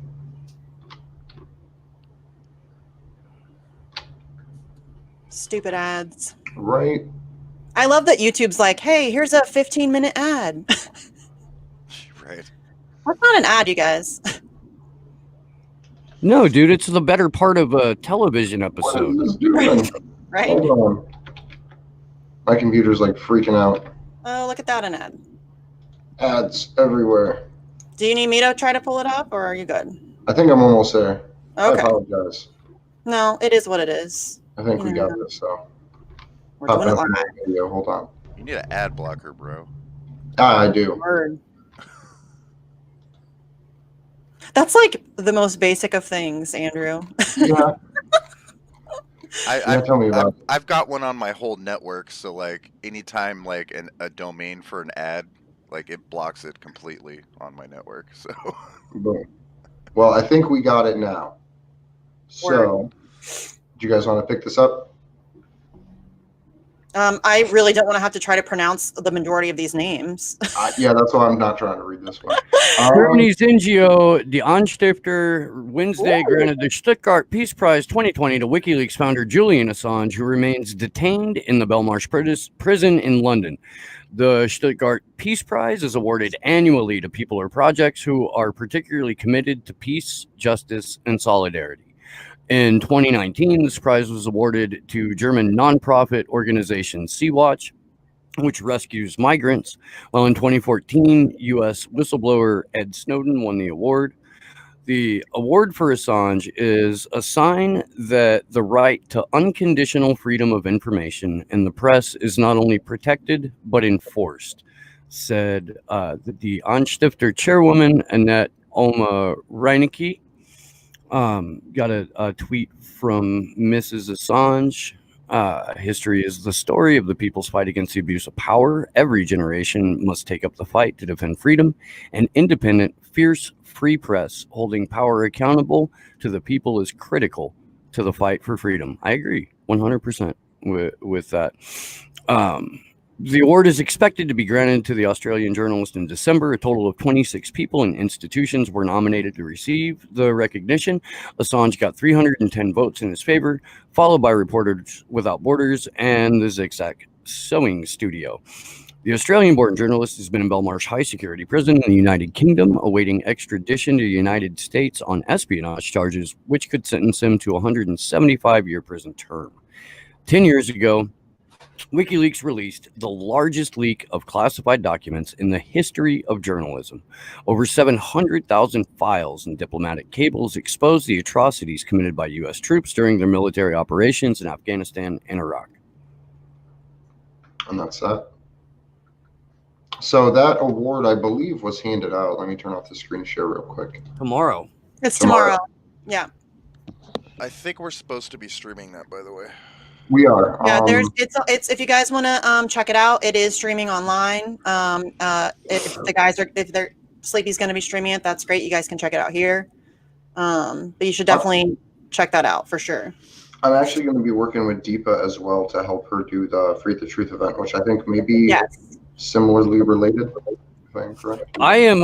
I'm angry at Deepa for scheduling that exactly when my show is.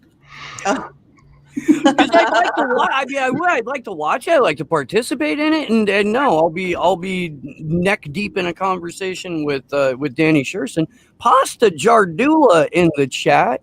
Pasta With a $5 super chat. Thank you so much, Pasta. Love you guys. Action for mother effing Assange. Thank you for all your hard work. It's important. I'm proud to call all of you my friends. Aw, we love you back, Pasta. We do. Very much. Pasta's been a beast on Twitter lately, going off. Pasta? Look, Michael Tracy debate Pasta. Yes, please. I will pay to see that. I'm not even kidding you. I'll pay to see it. I will personally buy you a box of Depends, Michael Tracy. It'll like so that when you shit yourself during this, it'll be okay. Yeah.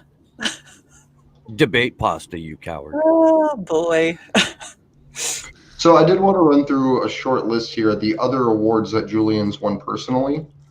In 2008, he won the Economist's New Media Award. In 2019, he won Amnesty International UK's Media Awards. In 2010, he won Times Person of the Year's Reader's Choice. 2010, he won the Sam Adams Award. And he also won the Lamonti Reader's Choice for Person of the Year, as well as the Free Dacia Award. I hope I pronounced that right. In 2011, also won Sydney's Peace Foundation Gold Medal. He won the Maritha Gellhorn Prize for Journalism, the Voltaire Award for Free Speech. In 2012, he won the Big Brother Award for the Italian Hero of Privacy. 2013, he won the award for the Global Exchange on Human Rights, People's Choice. He won the Yoko Ono Lamon Courage Award for the arts. Lennon. Yeah. Okay, sorry. As in John Lennon's wife. Yeah. Okay. Yeah. Okay. Yeah. 2013, he also won the New York Festival's World Best TV and Film Silver Medal Award. Silver World Medal. The Union of Journalists in Kazakhstan gave him the top prize. The GUE and NGL prize. He won the Gavin McFadden Award in 2019. He also won the Catalonian Dignity Prize. And then this will be the next addition to that with the Stuttgart Peace Prize, if I pronounce that properly.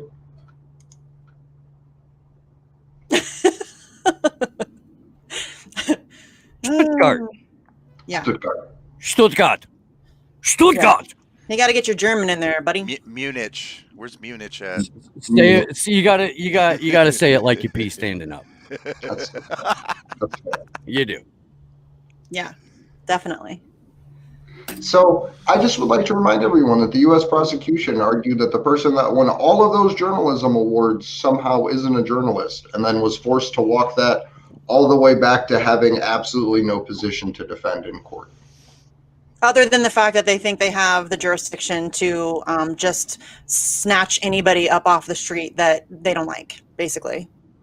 If you and since my chat is talking about this right now, so the Convo Couch went on Fault Lines yesterday, and I highly recommend that you not only listen to their segment, but listen to the phone calls from the viewers that took place immediately afterwards. And I'm very pleased to know that middle of the week, Pasta and Fee will be back on Fault Lines. More or less because their audience bullied them into giving Pasta and Fee more time to present the information that they have diligently and thoroughly collected on election fraud over the last several years.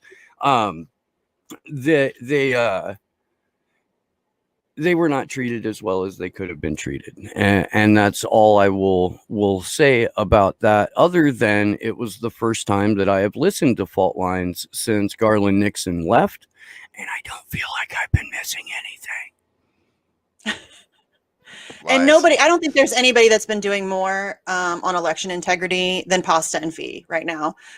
They are kicking serious ass on election integrity and taking a lot of shit for it. And that's really unfortunate, but they're, you know, not letting it get in their way. They're, you know, still going after the truth, which kudos to them. Everybody support independent media, especially good independent media like Convo Couch. Please and thank you. That was your PSA for the day. Do we want to run through the tweets that you have? Yeah, we can. Let's see here. Okay, so we have some, let's see. Whoops. Trying to figure out how the hell to do this here. Oh, come on. My computer's being dumb. Let's see. Okay. Okay. Is it up? Can you guys see it? Are we good? Yep. Okay, so these are just, I went through Twitter and tried to find some bigger names or some maybe newer supporters who have, you know, come out recently. Some of them are, you know, expecteds, but they were still good tweets, so I decided to put them in here anyways. This is, I don't know how to pronounce his last name, but Chen Wei, who? I don't know. But he is a, he's the China Daily EU bureau chief, and he's the former DC and New York chief correspondent. And this was in response to Mike Pompeo, who started talking some shit about China. And so this was his response to that. Your persecution of Julian Assange is truly outrageous. Release him now. Then we have, this is Isaiah Washington. I don't know if you guys know who he is, but he's an actor. Apparently he was on Grey's Anatomy, which is not a show that I watch, but it was huge. So this is pretty cool. At Real Donald Trump, please pardon at Snowden and Julian Assange. Of course, we have Oliver Stone. I included this just because it was a good, like, little 3-piece tweet where he's kind of appealing to Trump's petty, which I enjoy. Why Real Donald Trump should pardon Snowden and Assange. Number one, it will take the edge off his pardon for his family and loyalists by being unselfish and not self-serving, and at the least confound his many critics as well as future historians. Two, it will drive his enemies and the deep state and media absolutely nuts. A reproof to Barack Obama's DOJ, a shock to Joe Biden, and a well-deserved finger to one of the worst of the bad losers, Hillary Clinton, who essentially started this 4 years of destructive disinformation. And a pardon of Snowden and Assange would be a great shock to this world and reflect well on Donald Trump. Despite all the negatives he's created, it will be seen as a purely merciful action. It will not be forgotten. He's absolutely right. This would do wonders for Trump's legacy, without question. Snowden, of course, came out. I included this because anytime Ed Snowden speaks, people listen on this subject. So this is always a good time, Mr. President. And this is also incredibly altruistic and selfless of him, because he himself is seeking a pardon. So he said, Mr. President, if you grant only one act of clemency during your time in office, please free Julian Assange. You alone can save his life. It's a very true statement because Joe Biden is not going to be our friend. One of my favorites, Tara Reid, Miss Tara Reid, badass, came out. Pardon Snowden, pardon Assange, and reform Espionage Act. Call your representative and support Tulsi Gabbard's proposed bills and reform to the Espionage Act. At Snowden and Julian Assange deserve their freedom. Reforming the Espionage Act is vital so that whistleblowers are protected. I love her so much for this. I already liked her, now I love her. Rob Schneider, who is admittedly a little out there, But we'll take support wherever we can get it. And so he retweeted Sarah Abdallah, who I adore. If you're not following her on Twitter, you should be. And he just said, please retweet, pardon Snowden, pardon Assange. And then another badass woman who I love very much, Rose McGowan, tweeted out the beautiful picture of the difference between Republicans and Democrats, of which there is not one, and said, free Assange, you know, they lied. And yes, she's right. Stella Morris retweeted the former president of Colombia, who came out in support of dropping the charges, which, okay, we'll take that too. Peter Hitchens, who is a journalist. Once again, I urge my fellow journalists, regardless of your political views, without fear or favor, to speak out against the extradition to the USA of Julian Assange, a threat to the freedom of all journalists. Your words will matter, so will your silence if you choose that. He's absolutely right. The silence of other journalists is mind-boggling and despicable. And while we're real quick, as long as this Peter Hitchens tweet is up, there's a push on Twitter to get George Moonbat. Yes. Monbiot, however you pronounce that. George Moonbat, to debate Peter Hitchens about the OPCW leaks. So yes, which is another debate that should happen. If you have time, or you have Twitter, or you feel up to it, go give George Moonbat some shit and tell him to debate Peter Hitchens about the OPCW leaks. Yes, please. Another one I'll pay to see. Okay, next is Julian Burnside, who is a barrister and an author, activist. He said, our rights are at serious risk with this government. Julian Assange, Bernard Collery, Witness J, Witness K, the list goes on. Do not be indifferent to this. One day it may be your turn, and it will be. Okay, Assange Defense tweeted out the episode of Nina Turner's podcast with Tulsi Gabbard where they discussed it. I wasn't a big fan of Nina's response necessarily, but the fact that they covered it is still great. And it says, Senator Nina Turner with special guest Representative Tulsi Gabbard discusses proposed legislation that would drop the charges against Julian Assange and protect freedom of the press. So kudos to Nina for at least talking about it.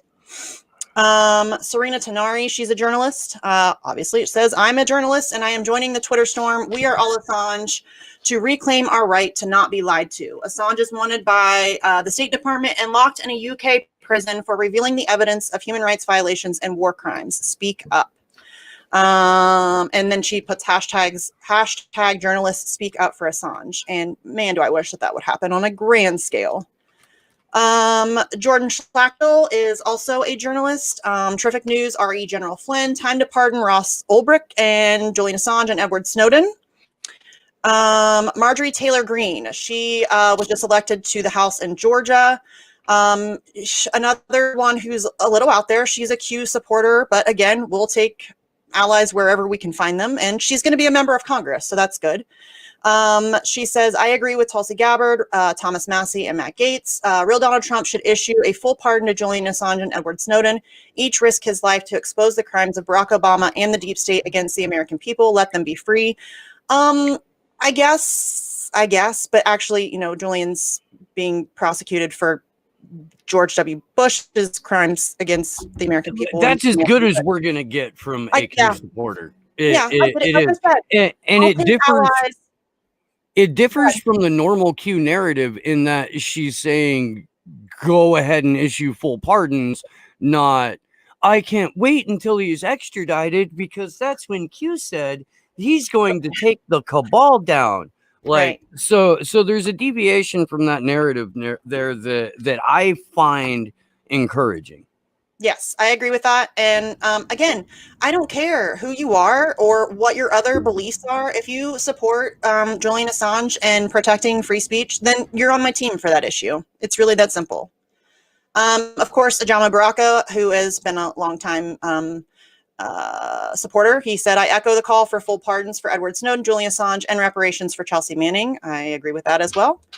Mark Dice, who is apparently a YouTuber. I don't know who he is really, but you don't know who Dice is? Okay. I don't know. Okay. Yeah, we could talk about Dice later. It's okay. But he's a conservative on YouTube, whatever.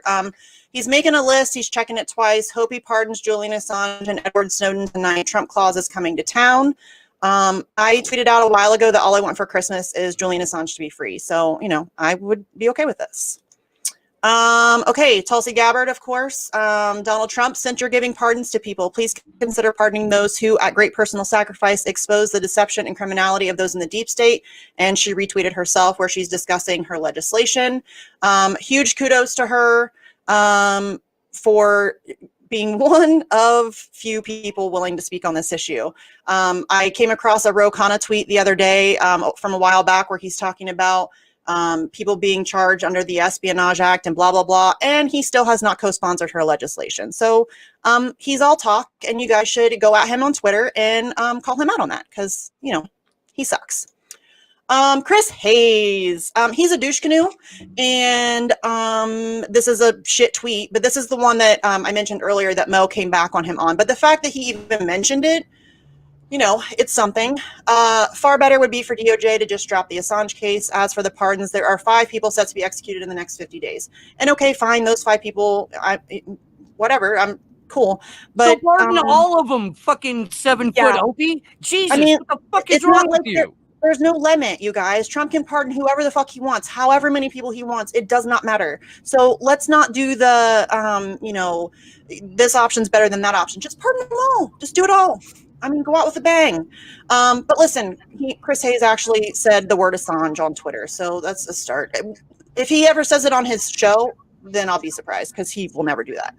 The only thing I can think of when I hear Chris Hayes is Jimmy Dore's piece where he just spends 15 minutes talking about the way he's sitting in that Twitter profile picture. Yeah.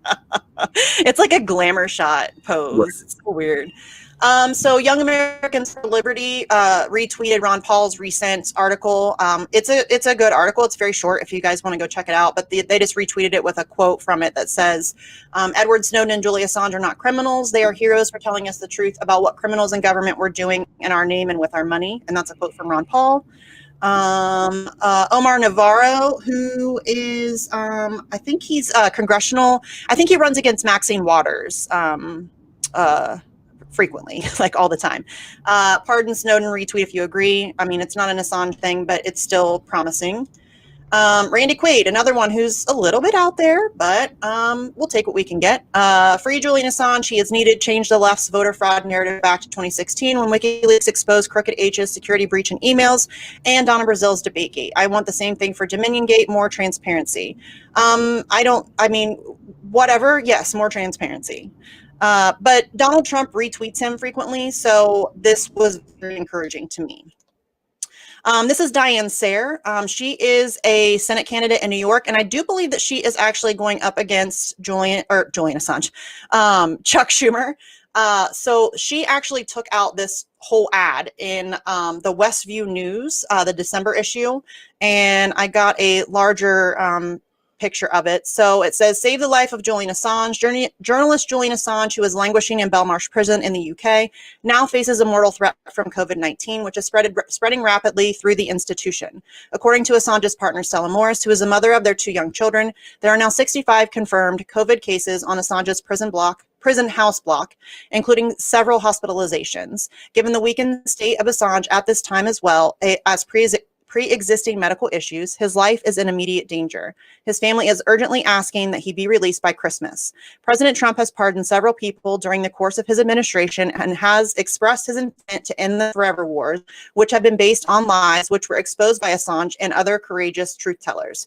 Former NSA technical director William Binney, himself a whistleblower, has pointed out that Executive Order 13526, Section 1.7 classification prohibitions and limitations states in no case shall information be classified, continue to be maintained as classified, or fail to be declassified in order to 1, conceal violations of law, inefficiency, or administrative error, 2, prevent embarrassment to a person, organization, or agency, 3, restrain competition, or 4, present prevent or delay the release of information that does not require protection in the interest of the national security. Exposing criminal actions by American officials is not a crime, and people who have the courage to do so must be protected. I would like to urge all readers of this message to join me in asking President Trump and all of our federal representatives to take immediate action to save the life of Assange. She included the phone numbers for both the White House switchboard and the congressional switchboard, and I think this is awesome.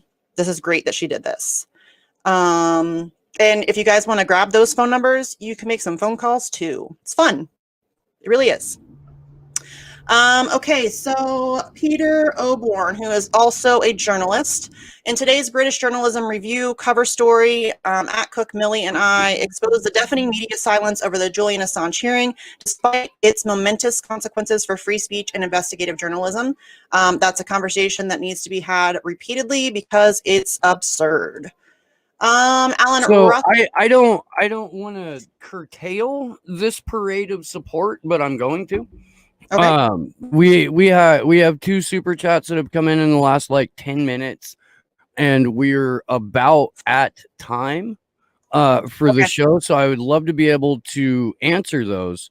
And one is well, they're both for all of us, so we'll do it in the round. But the first question is from our good buddy Pasta. The question for A. What's your definition of a progressive? And I'll let you two fight over who gets to go first. And then we have basically a follow-up question to that afterwards. So go ahead, y'all. Liberals that want healthcare. That's basically what it is. There are people who are fine with imperialism, only care about domestic issues, and are sucking at the teat of the establishment, basically. So if you look at what the original progressive era of the U.S. in like the 1910s, 1920s was built on, it was actually more of a anti-worker movement, where they believed in bringing in basic institutions into law to essentially solidify the white working class while oppressing minorities through labor regulation, because then the only people that would generally have access to labor, because it would be higher than what people would generally pay, would be based on your privilege in society and the people that you know for the access to jobs that you have. Nothing's really changed. All they're trying to do is make that more appetizing for people to accept by rolling healthcare out while still having the full neoliberal authoritarian policies that they did in the original progressive era. Yeah, I told you on the phone yesterday, Pasta, that for years I've been calling progressives neoliberals with training wheels. And that's ultimately where I'm still going to land. There, and I've said this too, and I'll reiterate just because it's fucking funny. But the progressives are the most gullible voting bloc in America, and I say that knowing full well that there are millions of conservatives that believe that Jesus picks the president as long as that president is a Republican. We've got a voting bloc of people that has entirely separated in their minds domestic and foreign policy, and have no concept that our domestic foreign policy or our domestic policy is intrinsically intertwined with our foreign policy. And until you can explain that to people in a way that they will understand, they're going to keep holding their nose and voting for someone in the Democratic Party, because maybe if we get enough of them in there, eventually we'll get some real legislation, never once putting together that establishment leadership will still be the people involved in the rollout of something like Medicare for All or something like the Green New Deal. Matt Stoller described the DSA progressives as frightened authoritarian children. And I do see merit in that statement, accuracy in that statement. It's disappointing. It really is. The follow-up super chat to that, John Coyne, thank you very much. Is the squad totally full of shit in you guys' opinion? Yes. Andrew? Yes. I'm going to deviate from that and say yes. I have personal stories that if you join us in DC, I will tell you about happenings with them and those organizations that I won't say on air. But there's no question. Yeah, yes. They're terrible. Absolutely, 100% full of shit. I think they're starting out, right? 2017, 18, there was a couple people that really wanted to make a difference, like Richard Ojeda and a few others that were just like, I'm not fucking doing this.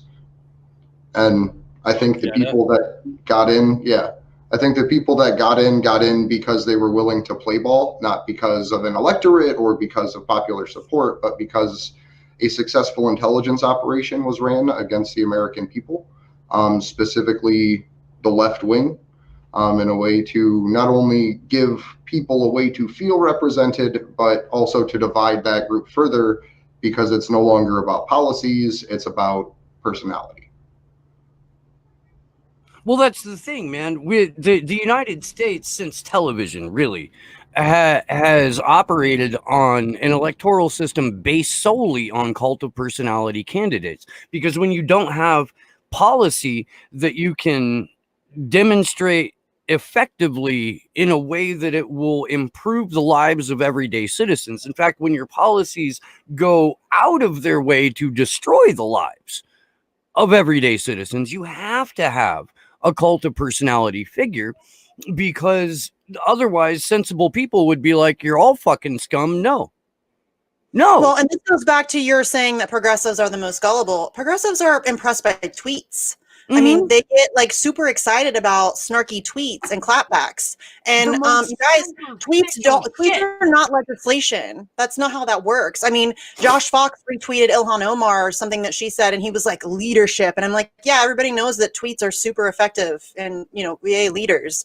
I mean, it's the most ridiculous thing, what they're impressed by. And, like Ayanna Pressley yesterday tweeted out something about, tell me what another $1,200 check would do for you. And hey Ayanna, this isn't story time with the pores. Like, we need you to get the fuck off of Twitter and go do your job. Like, it's really ridiculous. And it would be really cool if people would stop being super impressed by tweets. But she shaved her head, Misty.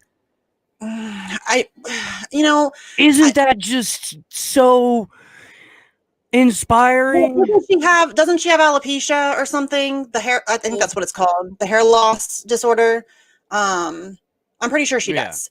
But and that's whatever it is what it is. But you guys, tweets don't pay your bills. And until I see one of them actually standing up to Nancy Pelosi, and actually trying to organize their massive base to do something, it's useless. They're useless. They really are. I mean, people give Jimmy Dore a lot of shit for saying that, but there's no point to them. Their point is to keep people voting inside of a party that has never and will never represent them. They are, in every conceivable definition, a limited hangout. Mm-hmm. When I say there's no point, I mean there's no point to them for us. Yeah. They serve no purpose for us. Yeah. No, I agree with that 100%. Except for as a cautionary tale. They should absolutely be viewed as a cautionary tale of what happens inside the Democratic Party. Like, I don't believe for a moment that any of the squad had an altruistic bone in their body when they announced that they were running for Congress. I don't. In fact, Pasta, I'm still on the air. I can't talk to you. Why are you calling me? Put him on speaker. We'll have all right. Okay. Pasta, you're on speaker, Pasta. You're live on the air with us. I know, I'm watching right now, because the reason why I couldn't write down this other one. Here's my dilemma, guys. when me and Fiorella started this whole thing, we were out in the street with those progressives, right? When the whole Bernie thing, whatnot. Obviously, a lot of things have changed in the last 4 years, and we've kind of gone different ways. You know, the progressives politically, everything you're saying is so on point.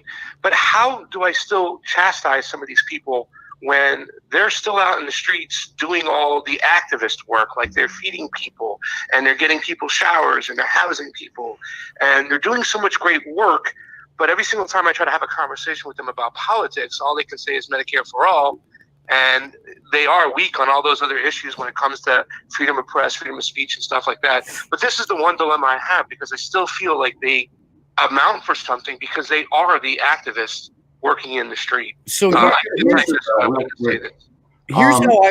how I would broach that, Pasta. I would point out that the work that they're doing in the streets is vital, essential, and entirely separate from the U.S. government.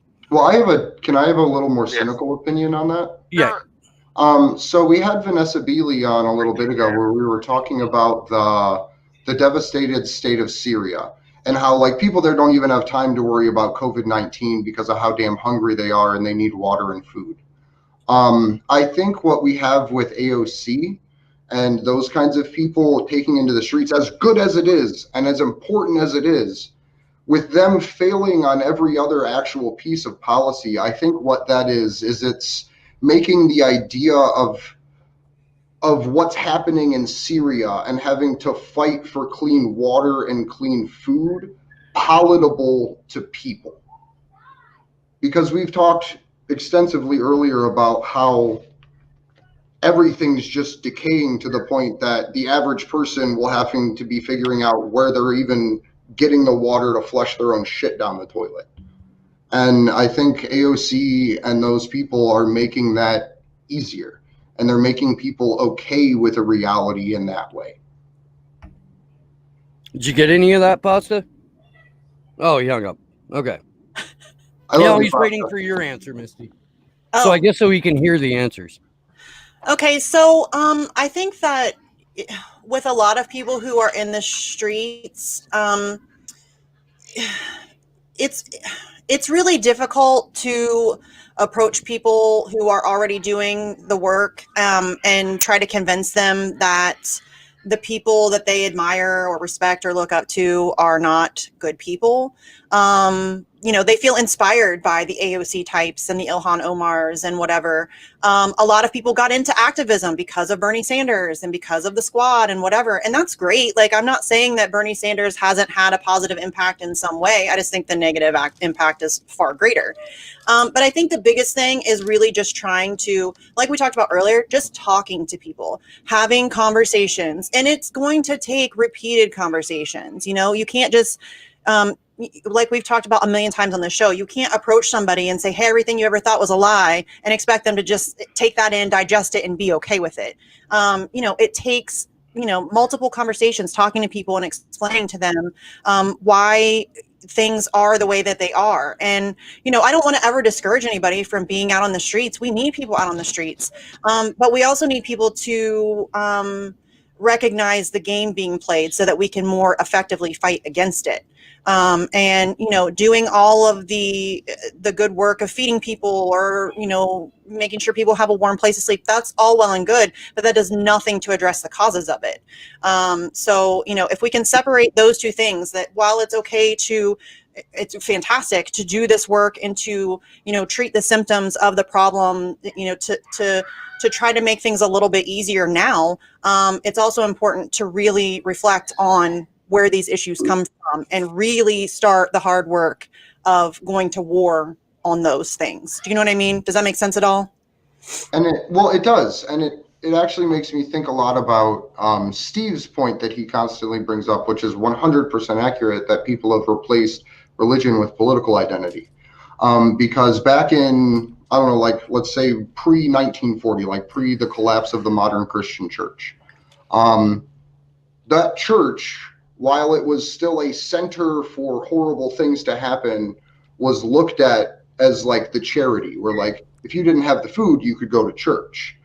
No one talked about the fact that it was those same people in decision-making positions that were forcing people to not be able to eat, right? And I see AOC as sort of that same thing, where she is just a priest of the Church of the Democrats, passing out food at her gilded hall to the poor that are coming and groveling at her gates in hunger. So like that's and that's really like kind of that's what pisses me off the most about the squad and the people who stand for them. You know, it's all well and good for AOC to Twitch and, you know, raise some money for homelessness or whatever. That's fantastic. That does nothing to fix the problem. And unless and until she is willing to actually take a stand against the people in power, she serves no purpose. She could be doing that work, you know, without being in Congress. People do that work without being in Congress all the time. And so the fact that these people ran and their supporters elected them to challenge power, that was the whole point. And they're not doing that at all. Not at all. You know, I just had somebody make a meme for me yesterday of Jan, but AOC, and instead of Marsha, it's Republicans, because she never criticizes Nancy Pelosi, the Democratic leadership, nothing, not a word. Every time something happens, it's conservatives, Republicans, conservatives. That's all she ever does is bitch about the GOP. And that's all well and good. The GOP is a bunch of heathens, like they're pieces of shit. But she's not willing to take on the power in her own party. And that makes her completely useless. Completely. There's Sarah Wagner in the chat just fucking hit it right on the head in very few words. If AOC was a threat, she wouldn't be there. Absolutely, Sarah. Bam. Mic fucking drop.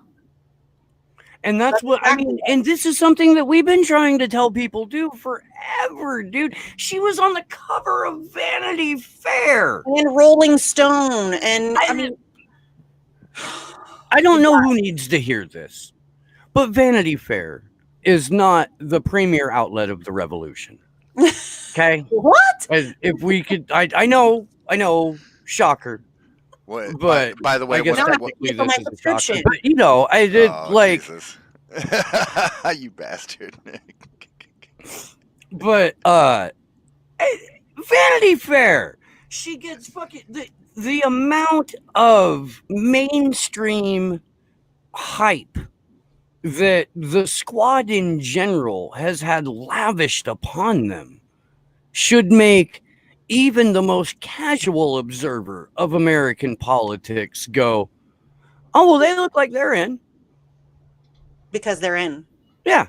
They are very much in. They are 100% part of the establishment. And you can come at me with but they don't take corporate donations. Okay, fine. What does that matter if they still vote in favor of corporations? If they still call Nancy Pelosi Mama Bear? If they still, go with the flow and don't challenge anything about the establishment? When's the last time they actually challenged the establishment? Seriously, I'm asking. When? When is it? When was the last time they actually challenged power? Because they don't ever. No, you're allowed to have dissent votes as long as you vote on the right legislation. Mm-hmm. You're allowed to appear to be standing up to authority when it's fundraising time. John Coyne, thank you very much for the super chat. TYT and Bernie led me to where I am now, but I don't pay attention to either of their BS now. That's the way that growth is supposed to work.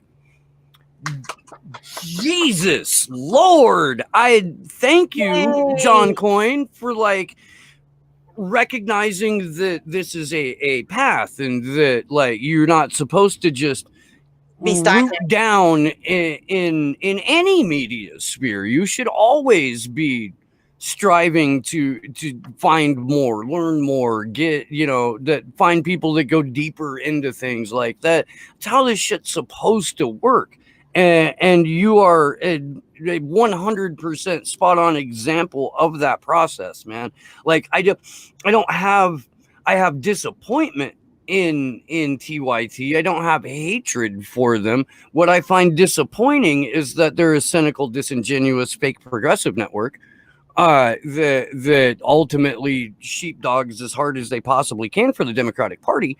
But just me saying that doesn't change anyone's mind. That's something they have to experience for themselves in their own right. And this whole, like, the whole reason that I have a show, Slow News Day, the whole reason that show exists is because there's a giant space in independent media for that next step. Like, if people are just coming out of a mainstream media landscape and they find TYT, or they find Tom Hartman's Padawan, or they, find fucking even Jimmy Dore to that point, like, you should be, wow, there's a whole world of information that I haven't been exposed to. And it can't be this right here, this in TYT, or this in Tom Hartman's Padawan show, or Jimmy Dore's show, isn't the totality of human knowledge. And I would like to learn more. So let me see who these guys are having on. Or more importantly, let me see what these guys aren't talking about or refuse to talk about. Now let me look up where I can find that information. And if you land on Slow News Day, welcome. We love you. Stick around. And if you land somewhere else, then you do. But the whole point is you should want to keep going. Also, shameless plug for Misty. Check out Facts on the Ground. Yes, go watch Facts on the Ground. Sleepy. See, I'm so bad at myself. It's a good thing I am Sleepy. See, he could be my hype man too. Right? I need one. I'm terrible at self-promotion, you guys. I'm really bad at it. So before we close out, I do want to remind everyone, start making your travel and housing plans for Washington, D.C. now. We're going to be there January 3rd and 4th, and we need you with us. If you cannot join us, be the protest in your community. Demand that the rendition of Julian end. There's departments of justice everywhere all over the country. There's telephone poles that can hold signs. Do what you can with the time and money that you have. My name's Andrew Smith. You can follow me on Twitter at Andrew Sigmund. You can follow us on Twitter at action_4 Assange. If you go to action4Assange.com, you can find all of our call to actions listed on there, including circulating the bill that we talked about today, which was the Tulsi Massey legislation. So yeah, thank everybody. Thank you. And I am Misty Winston. You can find me on Twitter at Sarcasm Stardust. I also, like Sleepy Josh just said, have a show called Facts on the Ground with my friend Jesse Zerwell. We have some cool things that we have planned coming up, so you guys should go subscribe for that. I want to thank Mo and Vanessa for being on the show. They were amazing, as always. Two of my favorite people to talk to, I think. I look forward to having Mo back so we can have a longer conversation with him because he's fascinating. Thanks to everybody in the chat. You guys are amazing. Make sure you share the GoFundMe if you can't, or if you can donate. If you can't donate, fine, share it. That's good. That's great. Awesome. And thanks to my co-hosts. And yeah, I think that's it. My name's Steve Poikin, and I host a show called Slow News Day that you should be watching on the Rockfin, because that's where I'll be when YouTube arbitrarily removes my channel. If you are watching on YouTube, please go ahead and subscribe, hit the notification bell. There's no guarantee that you'll actually get notified when I go live, but give it a shot. I will also thank everyone who donated during the stream today: Chris Hogg, Sarah Wagner, Rob Juno, Chloe Hajmatau. Thank you, Chloe. We appreciate it. I have a feeling I know who that is. Huh? I said I have a feeling I know who that is. Yeah, thanks, Glory. We love you. Thank you to my co-hosts. Huge thanks to Muhammad Almazi and Vanessa Beeley. Thanks, Sleepy Josh, on the ones and twos, to everyone who's been watching today and supporting the show. I can't thank you enough. Andrew's absolutely right. If you're anywhere near DC, get there January 3rd and 4th. Be a part of this with us. Red Sea Socialist, I see in the chat that you're in DC. If you are on Discord, get at the Action for Assange Discord. And if you want, you'll be able to get in on our DC meetings that we're having mostly every week. And we'll be able to, get you on board. And that would be fantastic. Tomorrow on Slow News Day, 10 a.m. Pacific, 1 p.m. Eastern, I will be joined by Danny Sherson. That is going to be a heavy and incredible conversation. Danny's got a book out called Patriotic Dissent. I recommend everyone read it. It gives you a wonderful insider perspective on what a veteran, I guess, active duty combat soldier, the transformation from, I guess, just all out warrior into dissenting anti-war patriot. Wonderful book. Tomorrow afternoon, we're going to do another moderator chat here on Slow News Day. They've been incredibly fun.